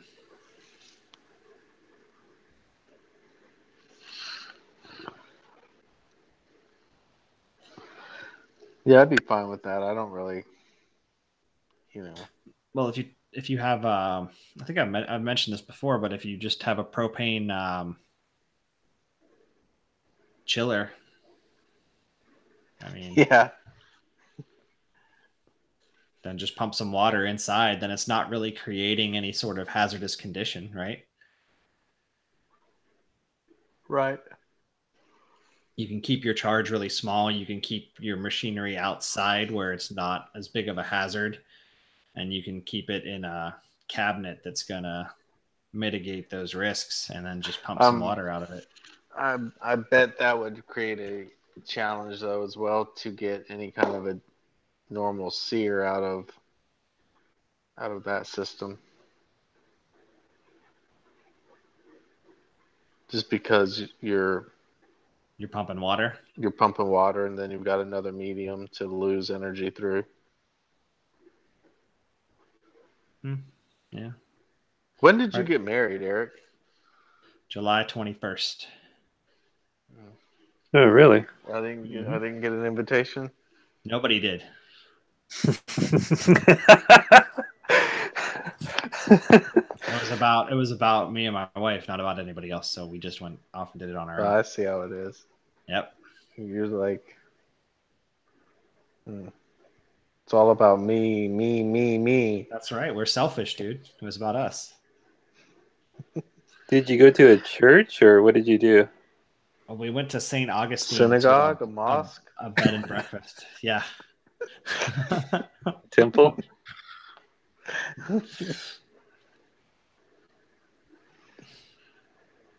That's good. Well, congratulations. Is that when you went on vacation? No, that was recently. No, recently I went to my sister's wedding in Pennsylvania. So we just got to experience it that way and not have to pay for anything or plan it or have any of the stress. We just show up, Yeah. Well, dude, I don't know your wife, but that may come back to haunt you. What do you mean? She's going to be like wanting a second wedding and invite everyone because this is what she wanted to do. So that's what she said she wanted to do. But most of the time, these girls, they dream about their wedding day since they're like 6 years old. So I found the exception. I found the exception. You may have. Because I know if it were up to us, we'd all do exactly that. Lucky me, right? Yep. You've got it all, Eric.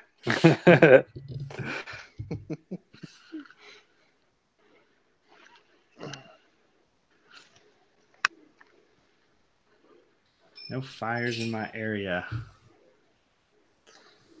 Very moist. I've been keeping it moist down here, keeping the fires down. Keeping the fires down. I mean, what can we say? God just doesn't like California. He's trying to eliminate it. Yeah, I can't blame him. Mm-hmm. Can't blame All right. him. You might want to move though. Yeah. Yeah. You might want to move. Yeah. Move east. Come to Florida. Florida. Be with your family. Yeah. Your Yeah. sons. See my granddaughter. Yeah.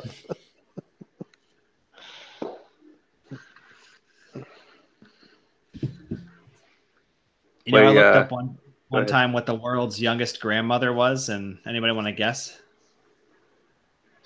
Youngest grandmother. 16, 17. No, not that young. Oh, Yeah. I was I think it going to was say like 10. 21. 21. Yeah. Yeah. Well, that means, wow. So she had a kid when she was like 11, and then Yeah. her 10-year-old had a kid or something? Yeah. They're from Romania. I married my sister and cousin this week. Okay. Well, congratulations. Well, you know, as long as the lovemaking is for recreation and not procreation, you're fine. Exactly. Maybe a sister and the cousin. Maybe that's the same person. That's what I'm thinking. Cousin, sister, wife, all the same person.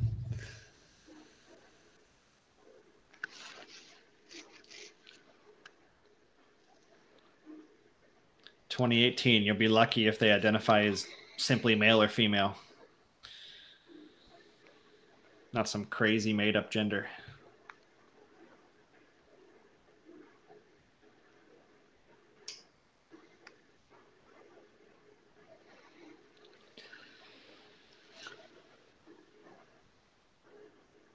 John's all hiding off camera, and Joe's got his camera off.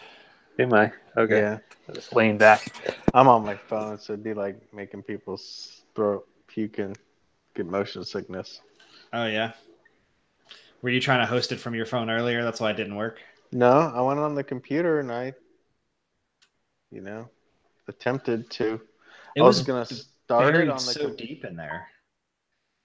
Like on Google, they make it seem like it takes like 3 clicks. No, you have to like go into submenu after submenu and like find all these things. Like, why did they make this so difficult? Yeah, I couldn't. Yeah, it wasn't that bad on my end. There's like 3 options, but I mean, being my first time, it took me a while just to figure things out. I mean, because you had to go into like the creator studio, then go into the live streaming, and then go into like a separate menu from there, and then choose an option. And yeah, there's three choices of live streaming, and it told me I was going to have to be verified for live streaming, but it said it could take up to 24 hours, but they apparently let me do it. So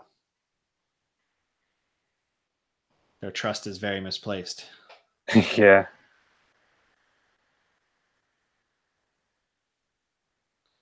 Which supply stores do you like to shop at? Whichever one's closest and has the parts.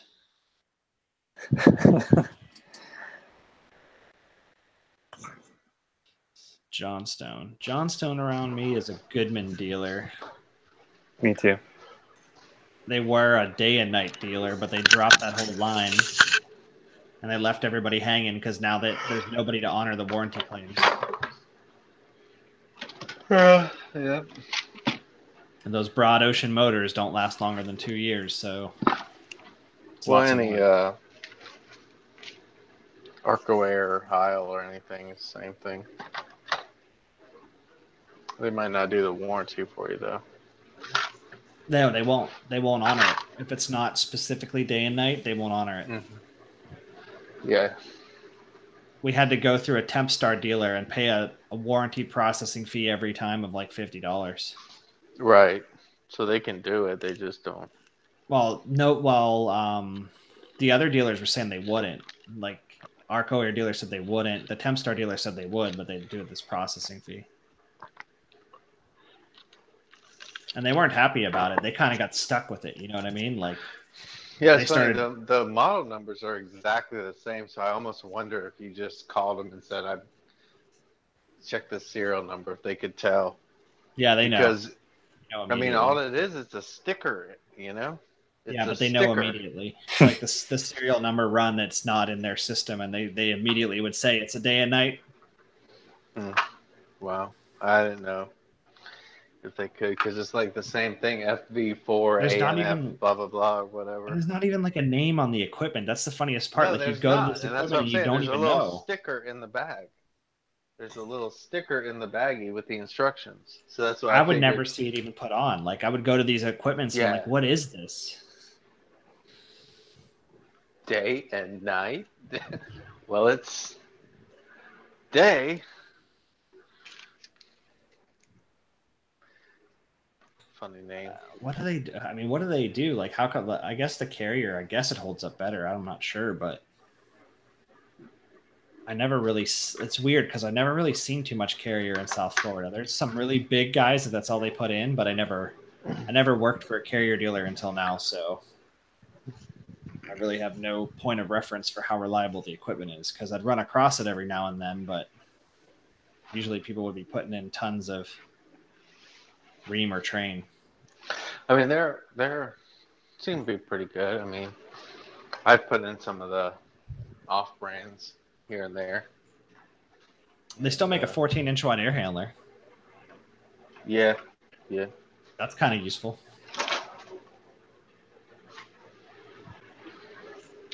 Yep. Think of up to like 2-ton or something. I think up to 2-ton, yeah. I hate how they're all piston units, though. I see all these carriers and they're all piston air handlers, and I'm like, why are we still doing this? Well, they make them either way, you know. Well, one of our accounts, I'm not going to say it on the chat, they actually order their own equipment. They are a really tell big me and I'll say facility. it. Text it to me and I'll say it for you. But they have an account at carrier and they just buy the cheapest stuff. Yeah.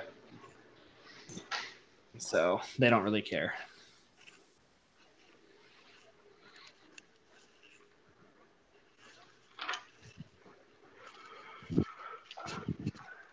Yeah, the carrier dealers in my town are pretty much, you know, blow and go, attack.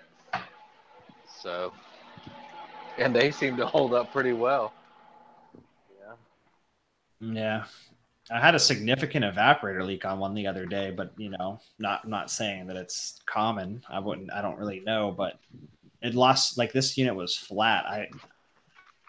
I should have known because of the place that it is a storage facility that they just never noticed. But I'm like thinking at first this is a high side leak. You know, I'm looking around in the condenser for oil. I'm like, where is this leak? Mm-hmm. It can't be an evaporator leak. And then lo and behold, it was an evaporator leak. Aluminum? Yeah, it was aluminum. Wow. That's my slab coil that I got for practice now. Do they have a maintenance man or anything that pours bleach in the drains? No.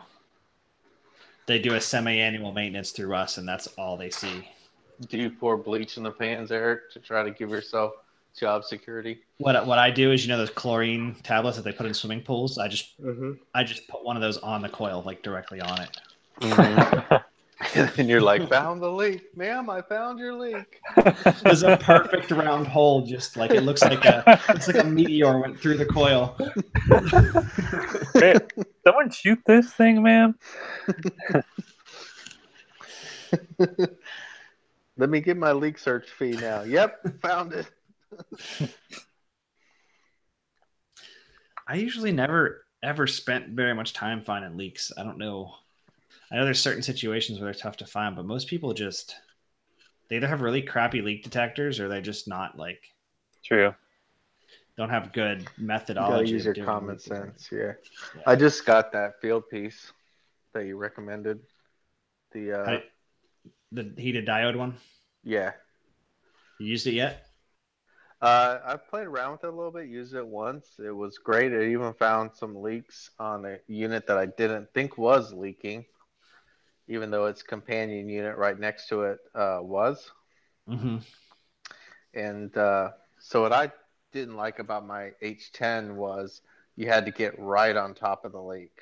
I mean, and that did take a long time when you're kind of going over the whole thing and trying to find this one little area. So I kind of used that to hit it off in a few points, and I grabbed the H10 just to confirm. And sure enough, I mean, the H10 picked it up.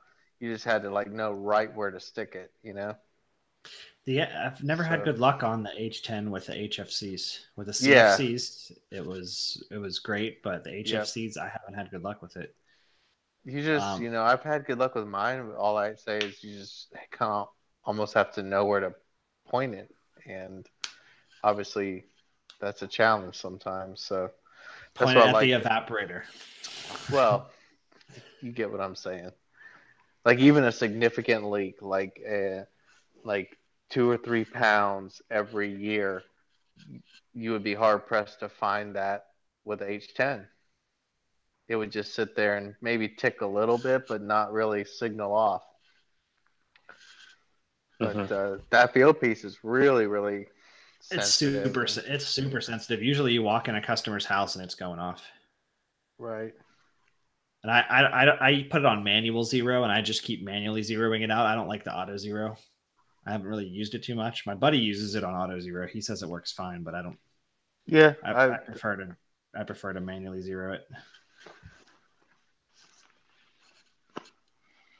Oh, did you do the blue tape trick too? What's that? Around the end of it, like just put blue tape around the end of it. Like obviously not covering the tip, but like around the circumference. And then you never find any leaks. But that way, when you like, you ever noticed with a leak detector when you bump it against something, how it goes off? Yeah. Well, I can literally beat mine against stuff and it won't go off because for some reason, one wrap of blue tape around it. Like I guess it's like static electricity or something, but you can bump it into stuff and it won't go off. You're talking about like blue painter's tape? Yeah. Like masking tape. Basically, yeah. I use the blue painter's tape. And yeah, you can bump it against stuff and it won't go off. I'll do that. Just kind of nice. Did you see that trick on Nathan's HVAC? Yeah, I did. Yeah. I did indeed.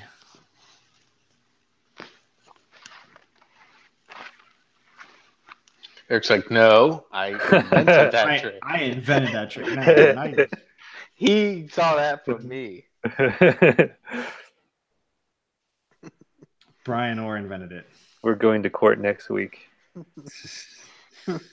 Brian Orr taught me everything I know. And then some. Mm-hmm.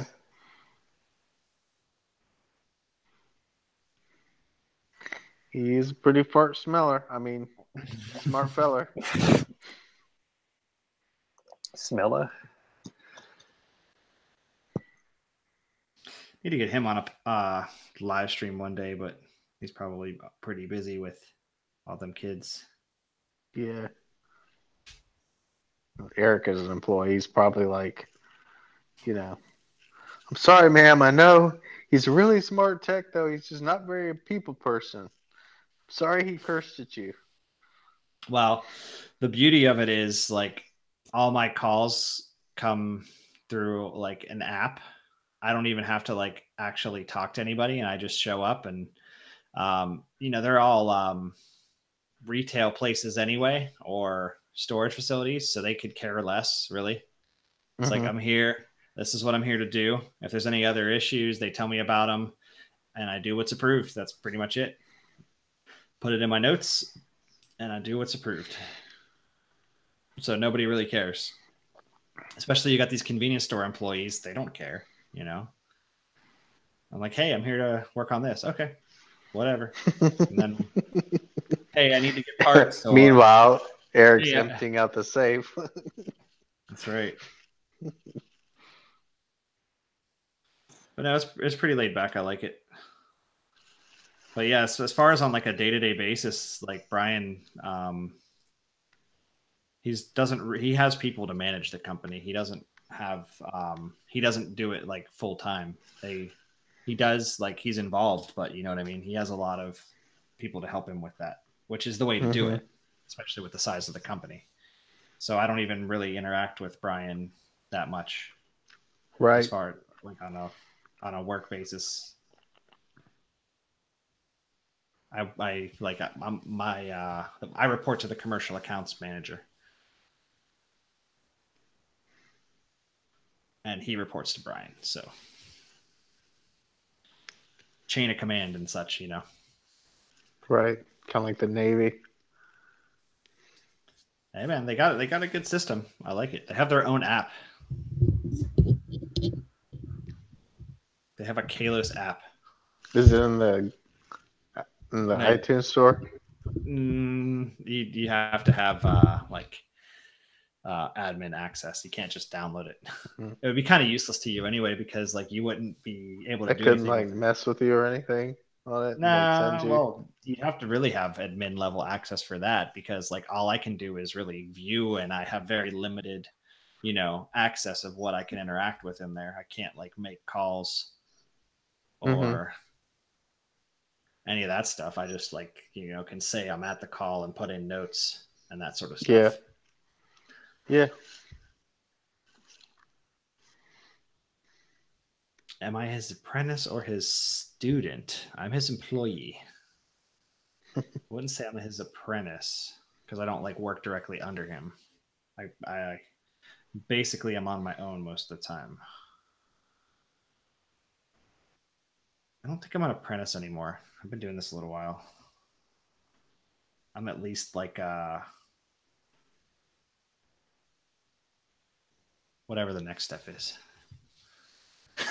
Every gas station employee is named Muhammad. One can only hope.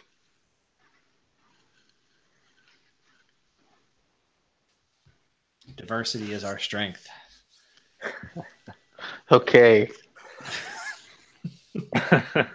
Well, you live in the right place for that.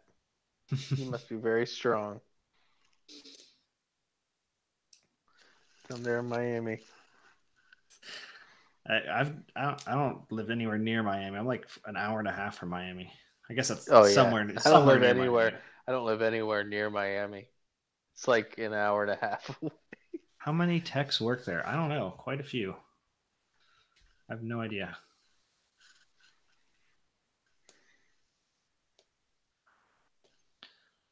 My truck number is 51, but I don't know if all of those are still on the road or not. I don't know. Maybe they started at 45, so it seems like they have a lot.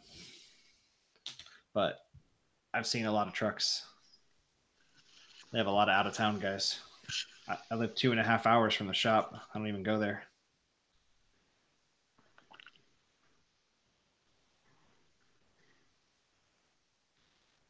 Is there anyone else that's near your area that to help you with stuff? There's two guys out of West Palm, and there's a guy out of Sebastian, and we cover everything south of like Orlando on the east side.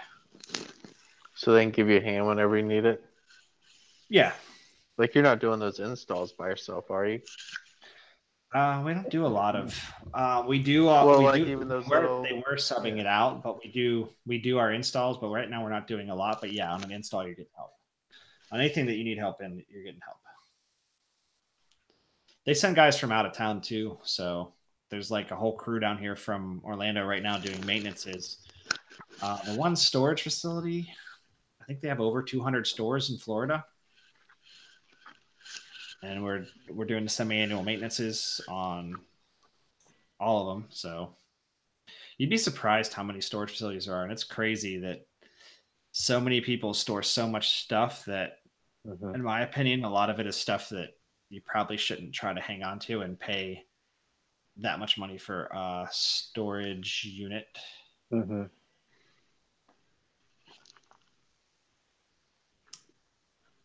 I need help moving a body. Can you help? It's for the right amount. For the right amount of money. Talk to the commercial accounts manager. He'll send somebody to you. Does Kalos pay you better? Kalos pays me better than my last job. Yes.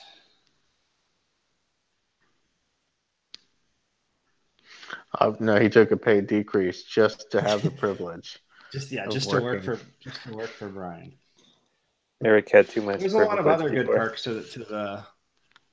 There's a lot of other good perks to working here, though. The work itself too is really stuff I'd rather be doing, because I'd rather not be crawling around in attics. I've done it a lot. I don't mean to sound like I'm just complaining about it to complain, but I've done it quite a bit, and I'd prefer not to. Yep. But then sometimes when you're there inside of a freezer, de-icing it, you're like, it would feel really good to be in a 120-degree attic right now versus this 0-degree freezer.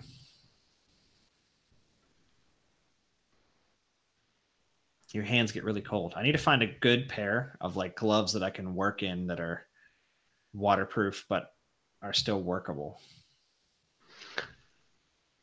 Yeah. Once they get I wet, know they're Milwaukee done. has those heated ones, don't they? They have heated gloves. I think so. They take Don't like they, what, John? an M12 battery. I think thought I they run heard off something the like jacket. that, but I don't really know. Yeah, I'm not 100%, but I thought that they plugged into your jacket.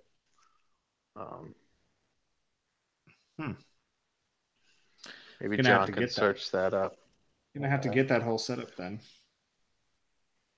Even in working in coolers gets pretty uncomfortable after a few minutes. I actually have one of those full things that covers my entire face except for my eyes and my nose. The baklava thing. The baklava, and I have like the little beanie or whatever you want to call it too. I keep them in the pocket of it because literally, like if you're in like a freezer, you're gonna be putting both of those on. I'm just like thinking one day though somebody's gonna freak out when they see me dressed like that in a gas station with an all black jacket and hood and baklava on in a gas station, like and a drill in your hand. Just walk in like that at the beginning of the call. I need everybody's attention. Can somebody tell me where the walk-in freezer is? He's just like throwing money at you.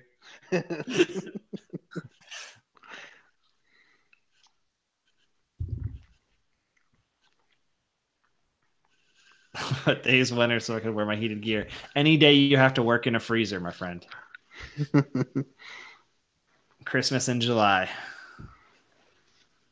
But aren't freezers usually not working when you're working on them? They don't let them get to the point where they're like ruining product. Like a freezer call is going to be,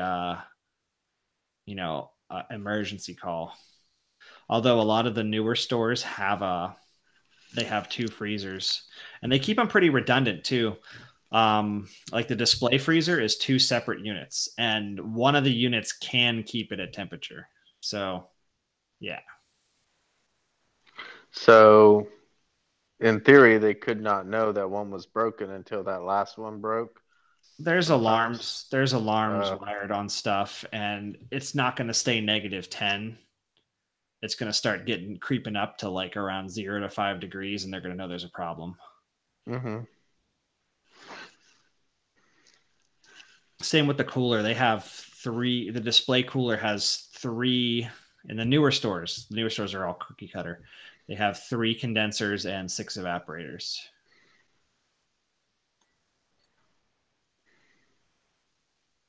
So they can lose one of those, and they don't really know until they lose 2 of them. Yeah, they do have those gloves, but I don't think they would be good for getting wet. Oh, they'd be great. They're leather palms and fingers. Well, I was thinking you could put like rubber gloves over them or something. Right. But if I don't know, if leather, sometimes when it gets wet, it dries all stiff and stuff. Oh, because they're like leather. Yeah. Oh, the best is when you're like dealing with wires in a freezer. They get pretty much to where they don't want to bend anymore. They just want to stay in whatever shape they were in. Mm-hmm. Your meter leads will be like making crunching noises. Oh, crap. On your fluke. I bought the twist guard leads and they lasted like 2 months. I was really disappointed. I really liked them. Yeah, I've got them. I see a lot of people run without guards, and I don't know. I won't do that. I ruined many a lead that way. I seen a guy not only ruin the lead, he also ruined the circuit board in an 8-ton heat pump. Yeah. It was one of those 3-pole contactors where the coil voltage is behind the high voltage. Oh, yeah. And it was 480 volt. And he tried to stick his test leads back there onto the contactor. I don't know what he was doing. He was a maintenance guy. And like, I got a phone call while I'm diagnosing it. And he gets in there with his meter. And all of a sudden I just see, boom, he arced the 480 volt to the control circuit and took out like the board, the contactor. Well, the contactor may have already been bad. I don't know. I didn't get that far into it. But yeah. Good thing it didn't like blow the thermostat off the wall. Like someone's looking at it inside and it just like explodes. It doesn't really explode though. I mean, it would be really cool if it did, but it doesn't really. I mean, you energize thermostat with 277. Yeah, but all that happens is the little like transformer for the board and the stat that steps it down from 24 to like 5 volts or whatever the board runs on just cooks like immediately. Yeah, but could you imagine if like, I don't know, maybe he energized it to common or something on the board and it was like a dead short somehow in that thermostat and he energized it with 277? It could. I don't know. We'll have to do an experiment. Yeah.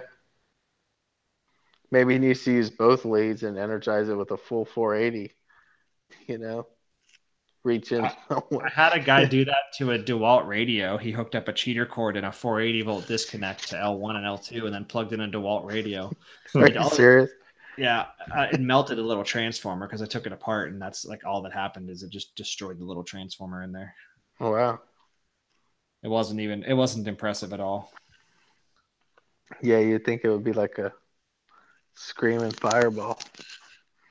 But yeah, like if what you're saying, if they did that, if they just energized both sides of a switch in the thermostat with like opposing phases and created a dead short across that little relay in the stat, yeah, that would probably create a small electrical fire. That'd be impressive.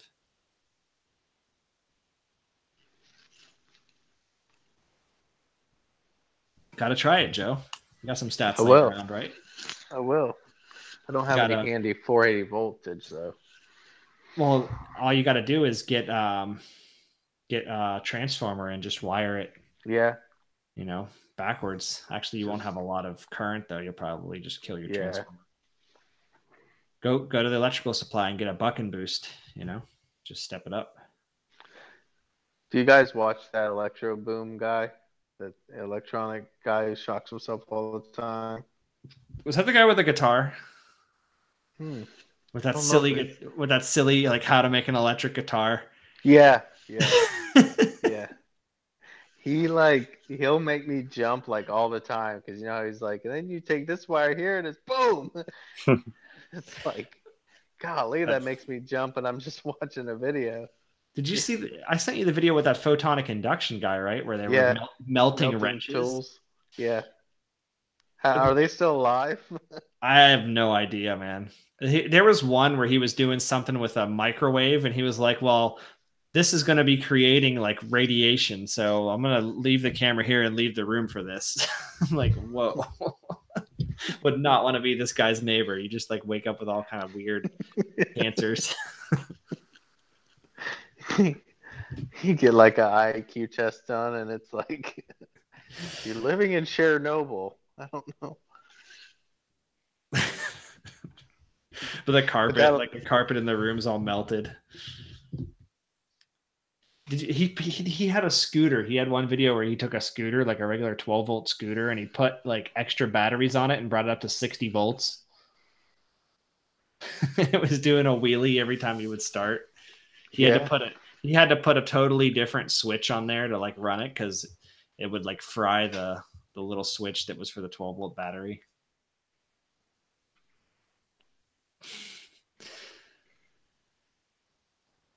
Some people have too much time and money. Yeah, that electric boom guy, he's got one video where he builds like a Jacob's ladder out of like really flimsy wire, super high voltage, probably not much current, you know. But the thing like falls off his table and he can't help but like grab it to keep it from falling. I don't know if it's real or not, but he definitely kind of stops moving for a second when he grabbed that thing. Did you see on AVE when he did it with the 9-volt batteries? Jacob's ladder. Yeah, he put together enough 9-volt batteries in series that it was maxing out his meter. It was over 1,000 volts DC. Oh wow. Yeah, man. And he tried to make it out of like a paper clip or something, and it just fried it.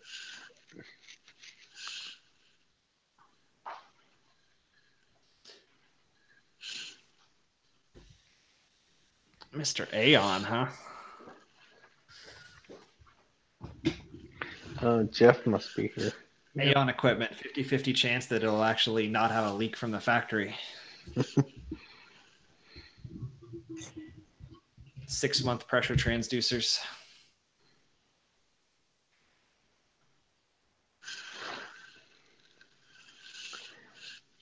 We all just need to start trolling Jeff and just be like, Aeon equipment's great as long as maintenance men don't start trying to mess with it.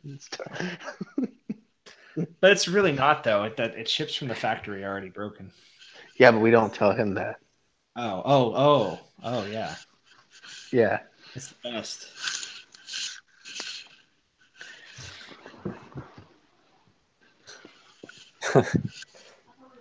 Wattmaster controls are the way to go.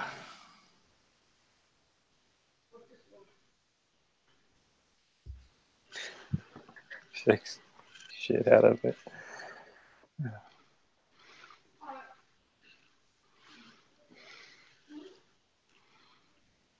Saturday. What drugs do you recommend for a Saturday? I prefer to start it off with some bath salts and then, finish with some methamphetamine injected directly into my eyeball. Isn't there something new that the kids are doing? Something new and exciting? Well, if there is, you should try that too. And remember, share needles because it cuts down on the expenses and you can buy more drugs. Yeah, I got to go green, y'all. California straw. You've got locking caps on all the Freon now, so they had to figure something out. Mm-hmm.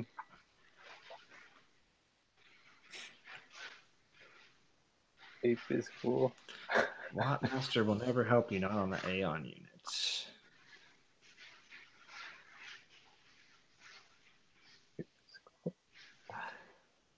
They lie about their signals that their boards are putting out. I know that.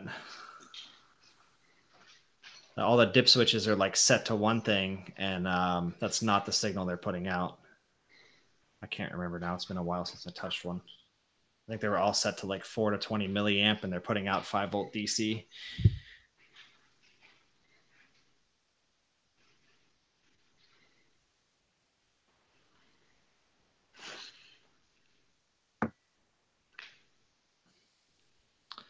Give you that stupid controller with them.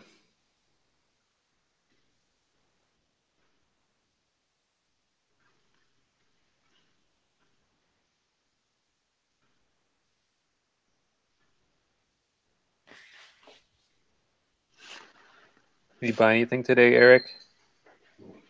No. I don't support the commercialization of holidays. Oh, now he's all like Actually, there were no good deals to be had. conservative.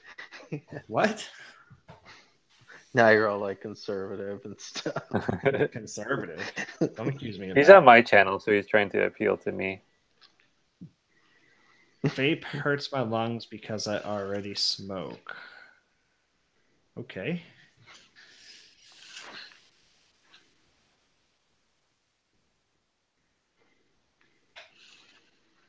There definitely weren't as good deals as there was last year.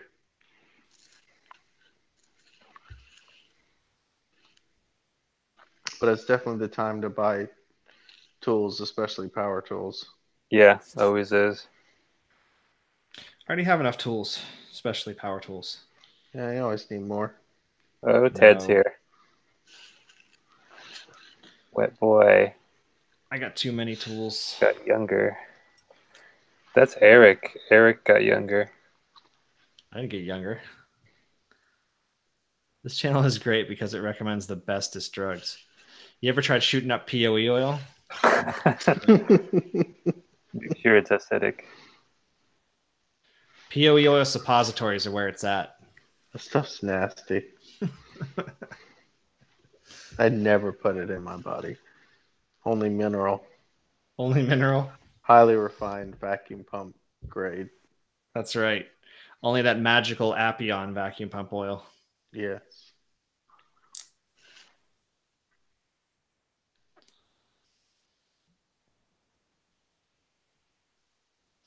Speaking of, I need to get more vacuum pump oil. I should just start using POE as vacuum pump oil. That way when you forget to shut your valve off and it sucks the oil into it, it's not really harming anything. I always wondered about that. Guys talk about that, like they kick the cord out and the unit sucks all the oil from your pump into the unit. Like, what do they do about that? Just fill their vacuum pump oil back up, or do they try to get it out? Or what can you do about it, really? I mean, at that point, you could cut whatever section of piping the oil is sitting in and get it out, but I doubt anyone does that, If you can get to that section of piping. Yeah. I mean, yeah, like let's say you're on a roof and it all goes down. I don't know. Do you think it's really going to hurt anything? A few extra ounces of oil in there? I mean, I've literally I'll tell never you had this that way, happen. it'll never be linked to that, so no one will ever know if it was or wasn't. But I've, You know I've what I mean? never had that happen, though. Who does that? Neither have my pump doesn't seem to do it. So. But I've never lost power during a vacuum. I can't ever remember that happening. Like the stars have aligned for me. I just have really good luck. I've done it before. I've just done something stupid like get on the phone and you're like, oh, I'm like cleaning up and I unplug my cord and I'm like, oh crap, wait a second. Or like you're using a cheater cord and it pops off the contactor or something. I guess. I ride Harleys and drag race Mopars. Should drag race Teslas, man. They beat those Hellcats every time.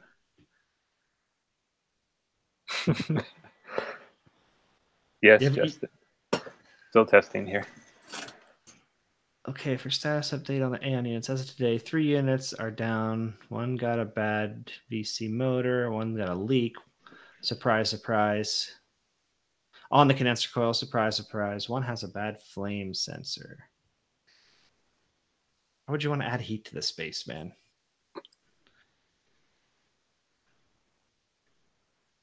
What dress do you wear when you're drag racing, huh? You want to wear the lightest one possible. So apparently you've never seen the video of the Tesla's drag racing people, huh? Yeah, they destroy everything. Was it like a 60-foot drag race?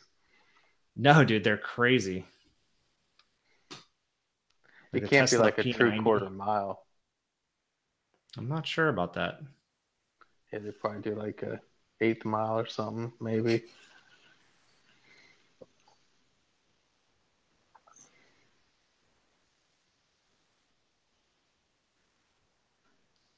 I know in those cars they have to have a lot of people need there to be some kind of noise reference while they're accelerating, or else they pass out from the G-force. So it's pretty impressive.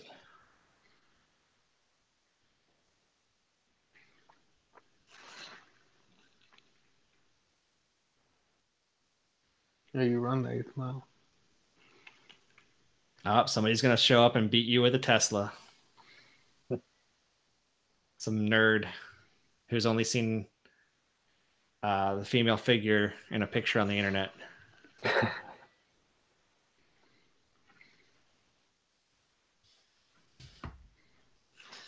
Man, it's almost 12:30. Is it really? Yeah. Wait, is that? Yeah, that's right. Yeah. Man, Ted's a naysayer. It's not gonna happen. Shun the non-believer. Seriously, though, you should look up some of the videos of those. They're pretty impressive. Okay, now on computer, just got from work. What are you doing working that late? Toilet. I mean, the shower stopped up again. You should have fixed it faster, man. How old is Wet Boy? He looks young. He might not even be over 18. Is that what the This answer you're looking might for? be barely legal, y'all. Barely legal. Just put it this way: he was the decoy on. Chris Hansen. To catch a predator. I'm Chris Hansen's boyfriend.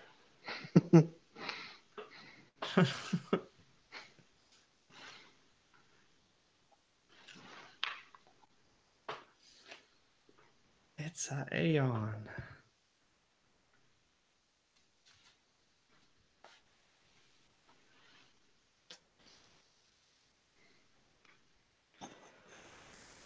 Well, I don't know.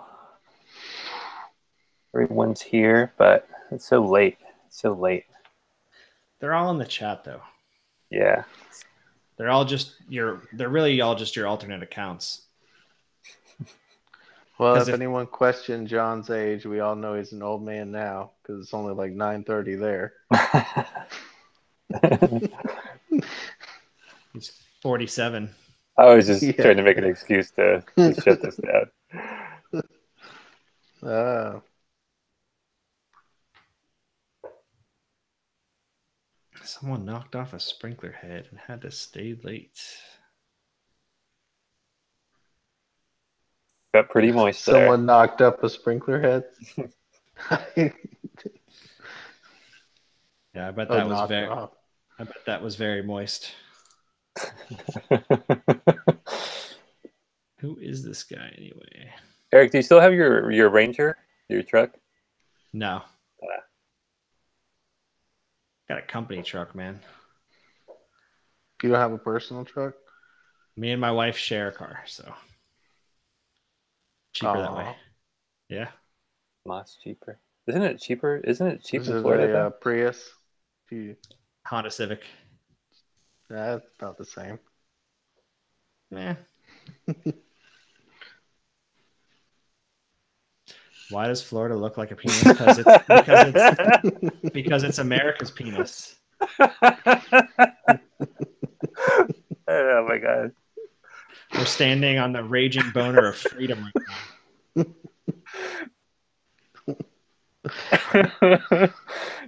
That's a good way to describe it. Why does everything look like that to Justin?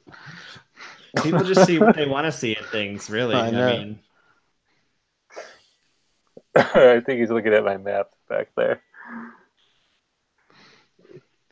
Yeah, ask Justin, what do you see in this map? The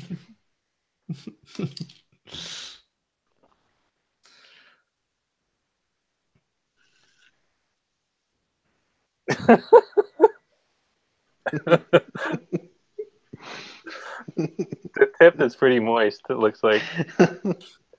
it is. It's surrounded by moisture. Oh, man. The Key Islands, the moist shot. They could be.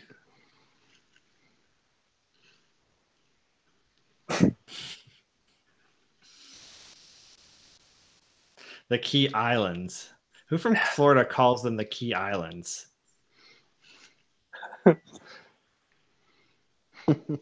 Justin, you're not really from Florida.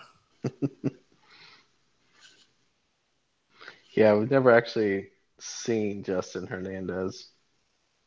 Pretty sure it's one of John's alternate accounts. Might be a bot.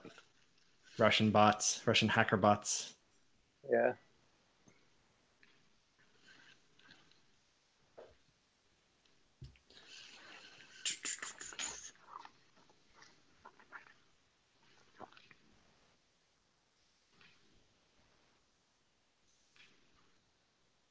Come on, get a beach house. We'll blow you away.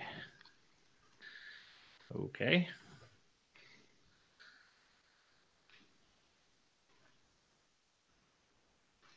Living on the beach is too expensive.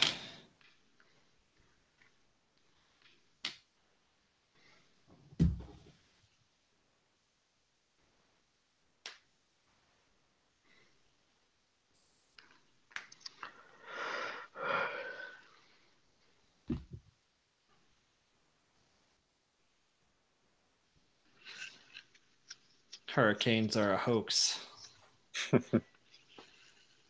False flags. True. Just like that forest fire, it's not real. That's real. They just said it themselves. Well, yeah, they didn't want to clean up the brush because of some endangered bird species that's now getting burned alive because they didn't clean up the brush. Good job. Slow clap. Yeah.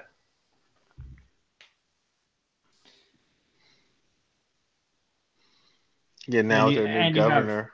And you have Congress people who want to nuke American citizens. So, what's that guy?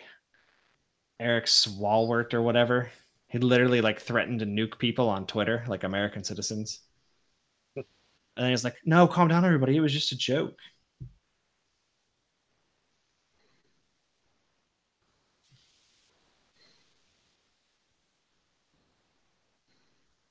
Yeah, this new governor is going to be fun.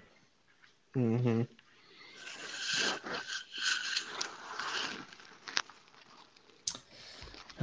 It's unfortunate.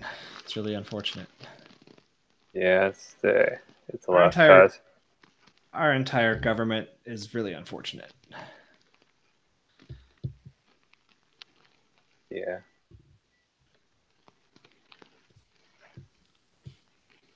Does Justin live in Broward County? I think he lives in Dade County, dude. Even worse. If he's real. Broward is north. Is that right? Broward's north of Dade County. That'd be like Fort Lauderdale.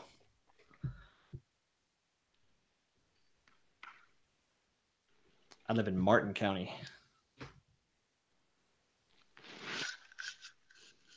Is it close to West Palm Beach? Yeah, I'm one county north of Palm Beach County. Palm Beach County is freaking huge.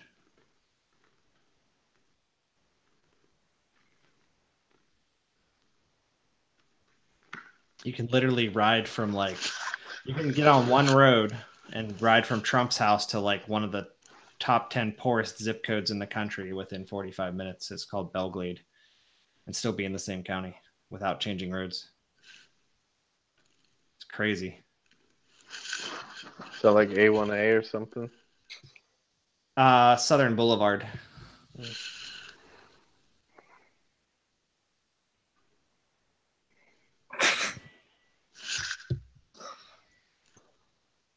I got a cool photo, cool video of me on Instagram with my police escort to get through the security area when he was in town.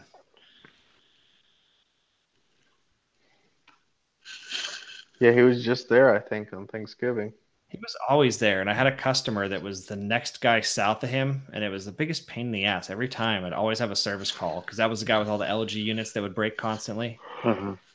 And yeah, I had to go through the Secret Service checkpoint like half a dozen times.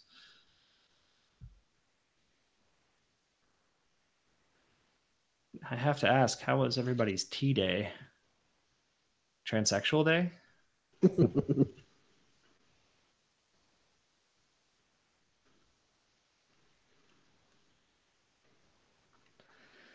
The tips of Dade and Broward touch. Okay. Are there any of the testicle cars faster than the one I found? I don't know. I never looked at the times. I just watched the one video.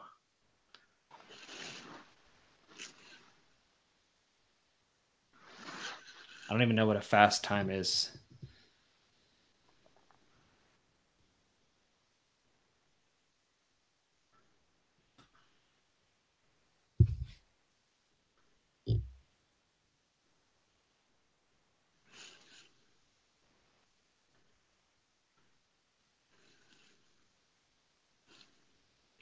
Yeah, I think something like the really fast cars go like 4 seconds. Okay. Well, 5. Yeah.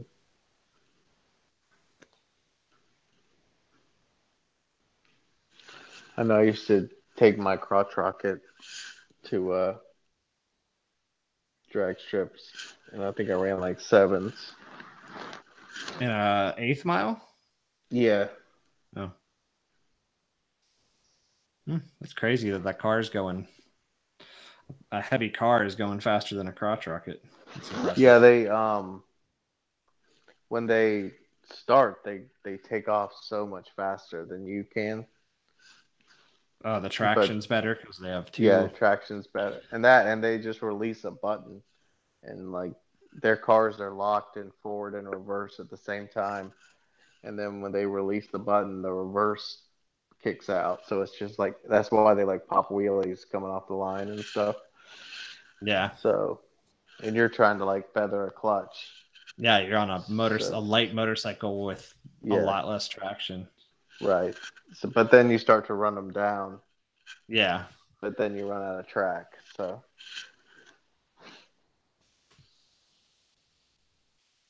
If they really want to beat you, though, they just swerve over and take you out. And... There you go. It doesn't matter.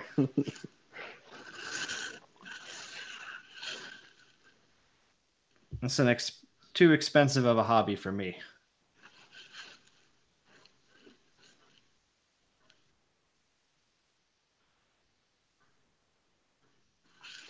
Well, Ted's got lots of money. He just gives it away. He just buys more money. Yeah.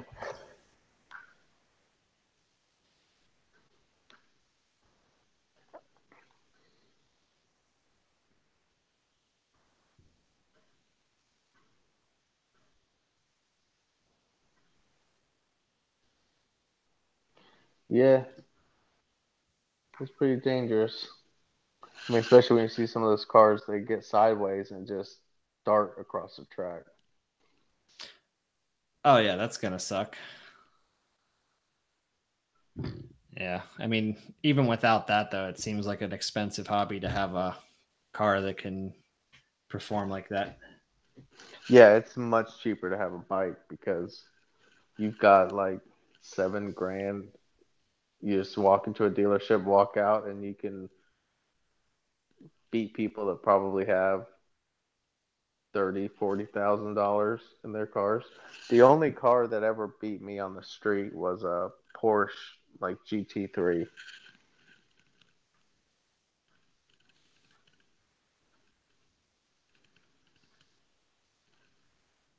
I would just get in, like, if I had anything like that I could drive on the road, I would just get in trouble because I already drive too fast as it is. Yeah, it was.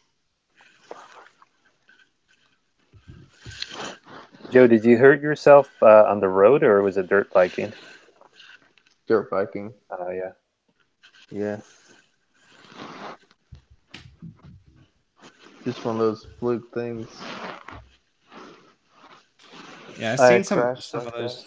I've seen some of those tracks those guys ride like the dirt bikes on when I'm driving sometimes. I'm like, holy crap, I would never do that. Yeah. I would never ride a dirt bike on that. Yeah. It's a lot of fun. I was never that like naturally good at it, you know? Like a lot of kids are just like they naturally can skateboard really good. They're very coordinated. I wasn't, but I enjoyed it. So ended up almost paralyzing me. Joe, you should visit Overtown. It's a great vacation place. Yeah, that in Liberty City too. I hear it's beautiful this time of year. Is that a joke? No, man. Like, you should definitely check it out.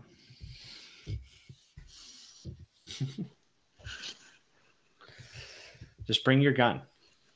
I'm not going to say it's dangerous, but bring your gun. Okay. BB gun? No. Potato gun. No, like real gun.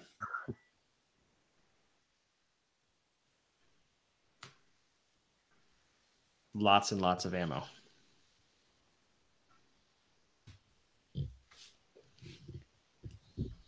Bring them extendo clips.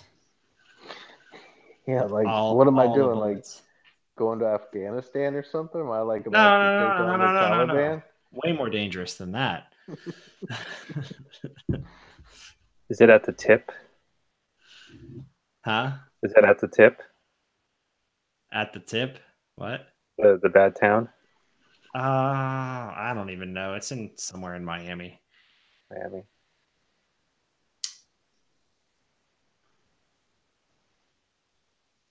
It's the guy with the glasses. That's Eric. It's Amanda. It's Amanda. I'm Amanda. Did you just assume my gender? That's a man named Casey. You see Chuck's pics of his car accident the other day? The drunk person car landed on Chuck's work van. Oh, that sucks. No, I didn't see that. I was driving through Miami, and people are driving like retarded, and I'm like, I'm going to kill somebody if they crash into my van. I'm just going to murder them right there. I'm going to be on the news. No. That's the worst fear about having a vehicle like that, though, is like with the service body, is like if somebody does crash into the service body, what do? You basically have to throw the freaking service body away. You know what I mean? Yeah. And I don't even know if they could fix it at that point. Yeah, probably cheaper just to buy a new one. And people in Miami don't have insurance. But dude, you're be like hitting a tank for them to hit that service body. Well, if they hit the back bumper, they're probably not going to do anything. But like if they hit the side, you know what I mean?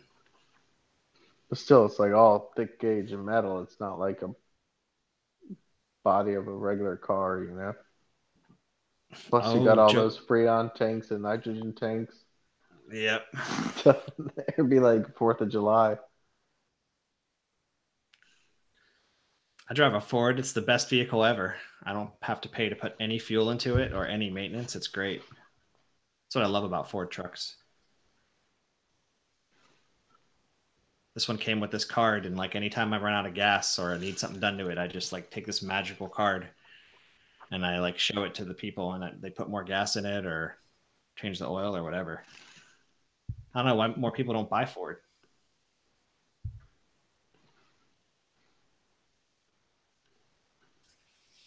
Plus, I think I get like 9 mpg. That's pretty good. Yeah, man. I get like 11 in a regular Econoline. So I got yours the 6.2? Yeah, I got the 6.2. Is it pretty powerful? Yeah, it doesn't give a crap about the fact that it's a 1-ton service body van.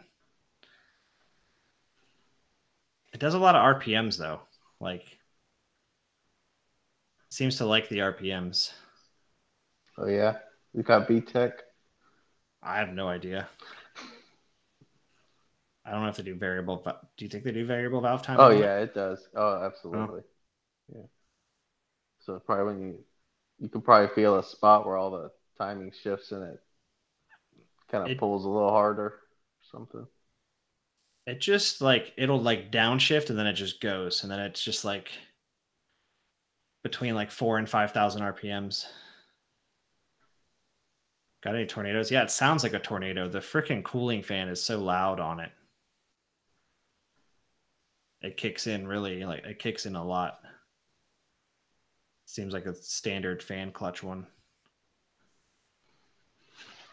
The RPMs are the transmission issues. I think they use the ZF transmission now. So they're using the same transmission as Chevy. 10-speed thing? No, it's not like a 10-speed, but it's the same like ZF transmission that Chevy's been using forever. That 4L80E or whatever they call it. At least that's GM's designation for it. That 4-speed. Maybe it's a 5-speed. I don't know. I had a Chevy van before it. It had the 4.8 in it, and that thing was not very impressive. But actually, it's the appropriate sized motor for that van. It got like 13, 14 mpg. It was enough. Like you didn't ever feel like, oh, you can't merge on the highway, but it was just like, you know, pretty basic.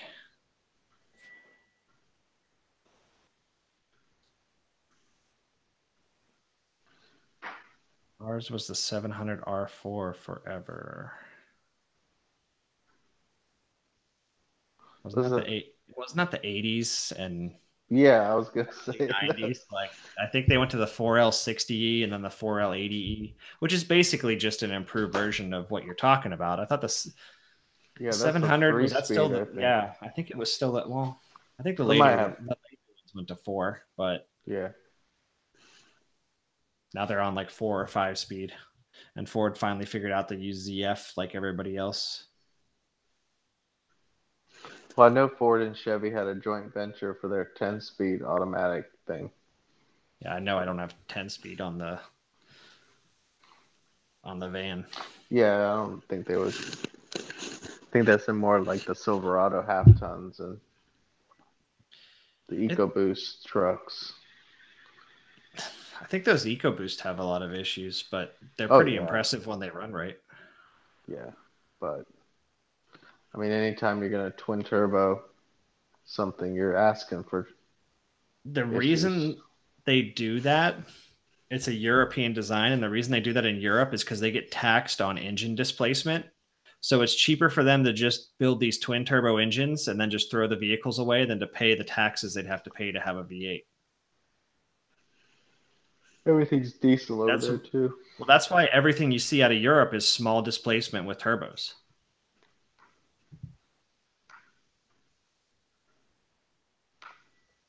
I was going to get a 1968 Mustang Mach 1, but decided to get a 2001 Mazda MPV instead. That is not a sensible choice, Zach.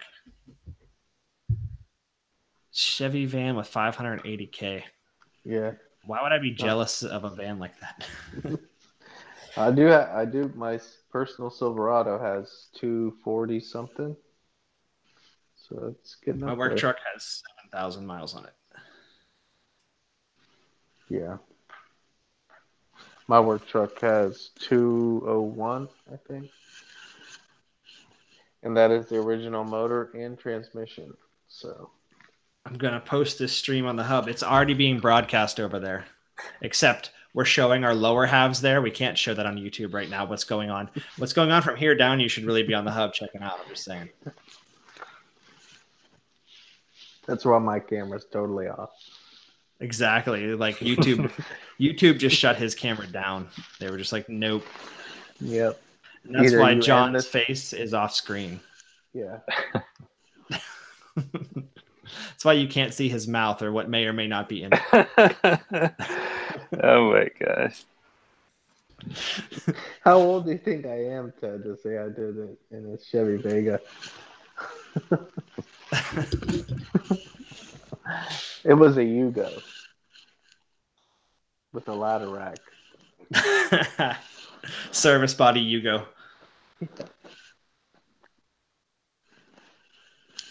I had a van like in Cheech and Chong.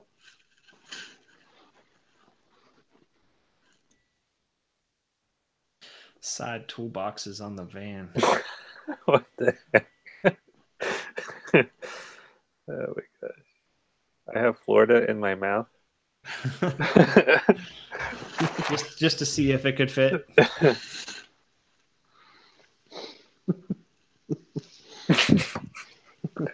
Can't believe I made that guy a mod. Wow. Who I'll tell you mods what, the though, mods? service body trucks are where it's at. Vans are terrible service vehicles. People only buy vans because they're cheap. Change my mind. True. Okay, Steven Crowder.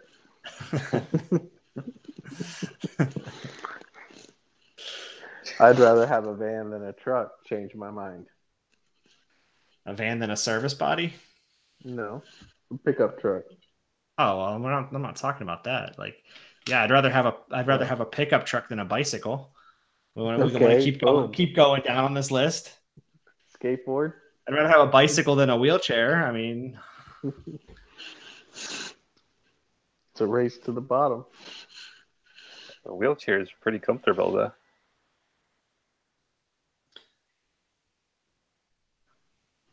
Yeah, it's just the noise of all the stuff.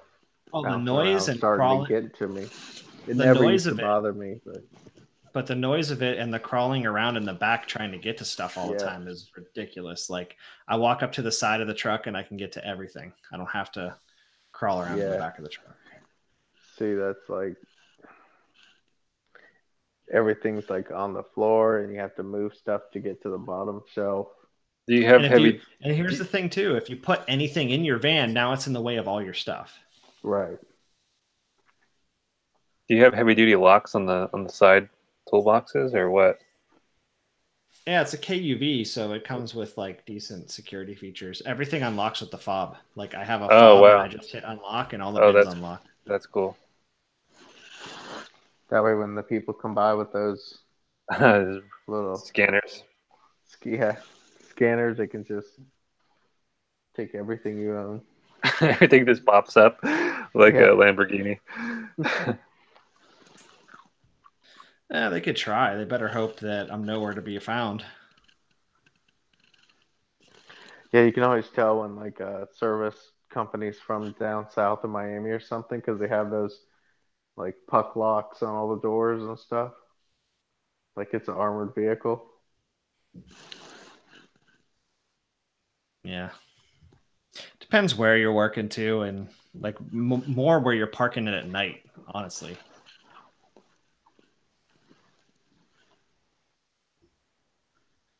I work with some people though. They leave their trucks unlocked. I'm like, you're crazy. I won't leave my truck unlocked when I work on Palm Beach Island. I don't care. I'm locking the truck. Yeah, easy to do when you have a fob to do it. Mm-hmm. No, I'm talking about people that have fobs that sit there and leave their truck unlocked. Well, yeah. But, you know, I mean, anything that can be opened with a fob, yeah, people are going to come try to open it. I do kind of like the way that my truck is done, because it doesn't say what we do on the truck. Mm-hmm. So people don't necessarily know what's going to be in it or where. So That's true. But yeah, that is an issue. I've seen that like years ago. A locksmith had that thing, and they were just like, because I locked my keys in a truck, and they just popped it open. You know what I mean? Before he even got out of his truck, he had my truck open and had an invoice written up for $80. Like, that makes me feel real secure with anything that opens with a fob. But everything opens with a fob now, so you know, can't really get around it. You know, even like the last company truck I had, it was a Chevy van, and they didn't give us fobs, but they told us that, oh yeah, you can get a fob from the dealer. We just didn't get them. So literally, like, even though you thought like your truck was secure, it wasn't, because there was a fob for it. We just didn't have it.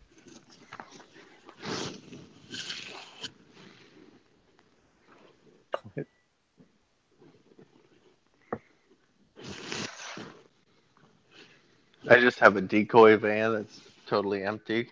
Followed me around. Oh yeah. Yeah, and we There's leave that one unlocked. Nothing but flamethrowers pointing out the doors that automatically turn on when somebody opens the door. Yeah. Just roast them. He puts Harbor Freight tools in it. Yeah, nothing but like Tecpo. Worse than nothing. Yeah. Like, you try to turn the wrench, it shatters, and metal shavings in your eyes.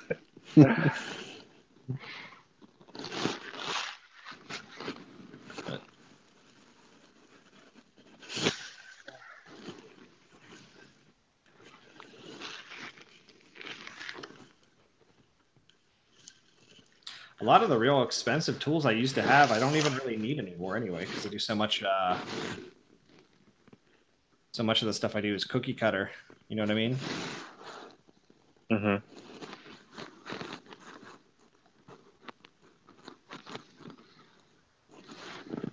Wait, you work on cookies now? Yeah, man. That refrigeration life.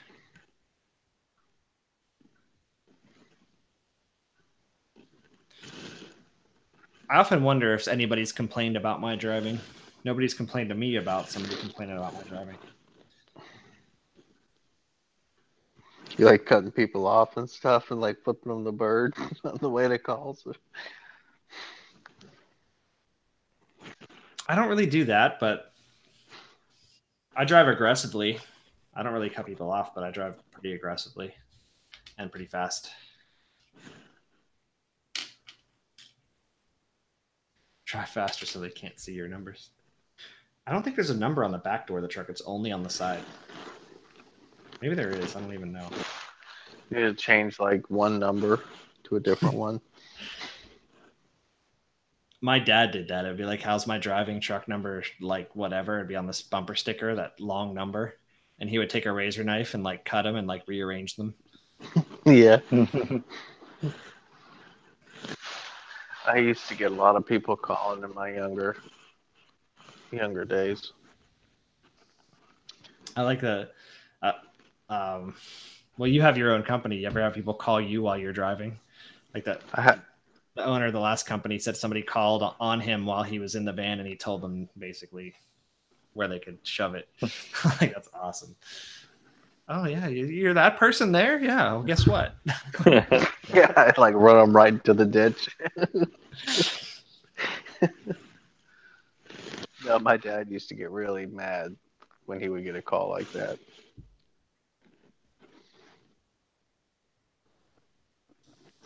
You got to try to make the other person on the other end feel bad. Be like, oh, that guy again? I told him the next time he's fired. I don't care if he's got a kid to feed. Yeah. I'm firing him right now.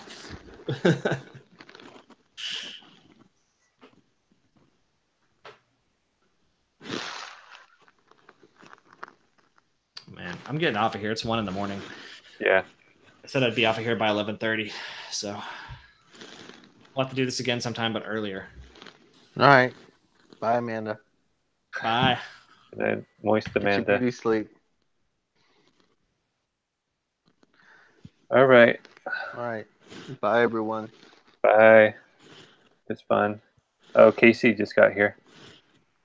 Oh.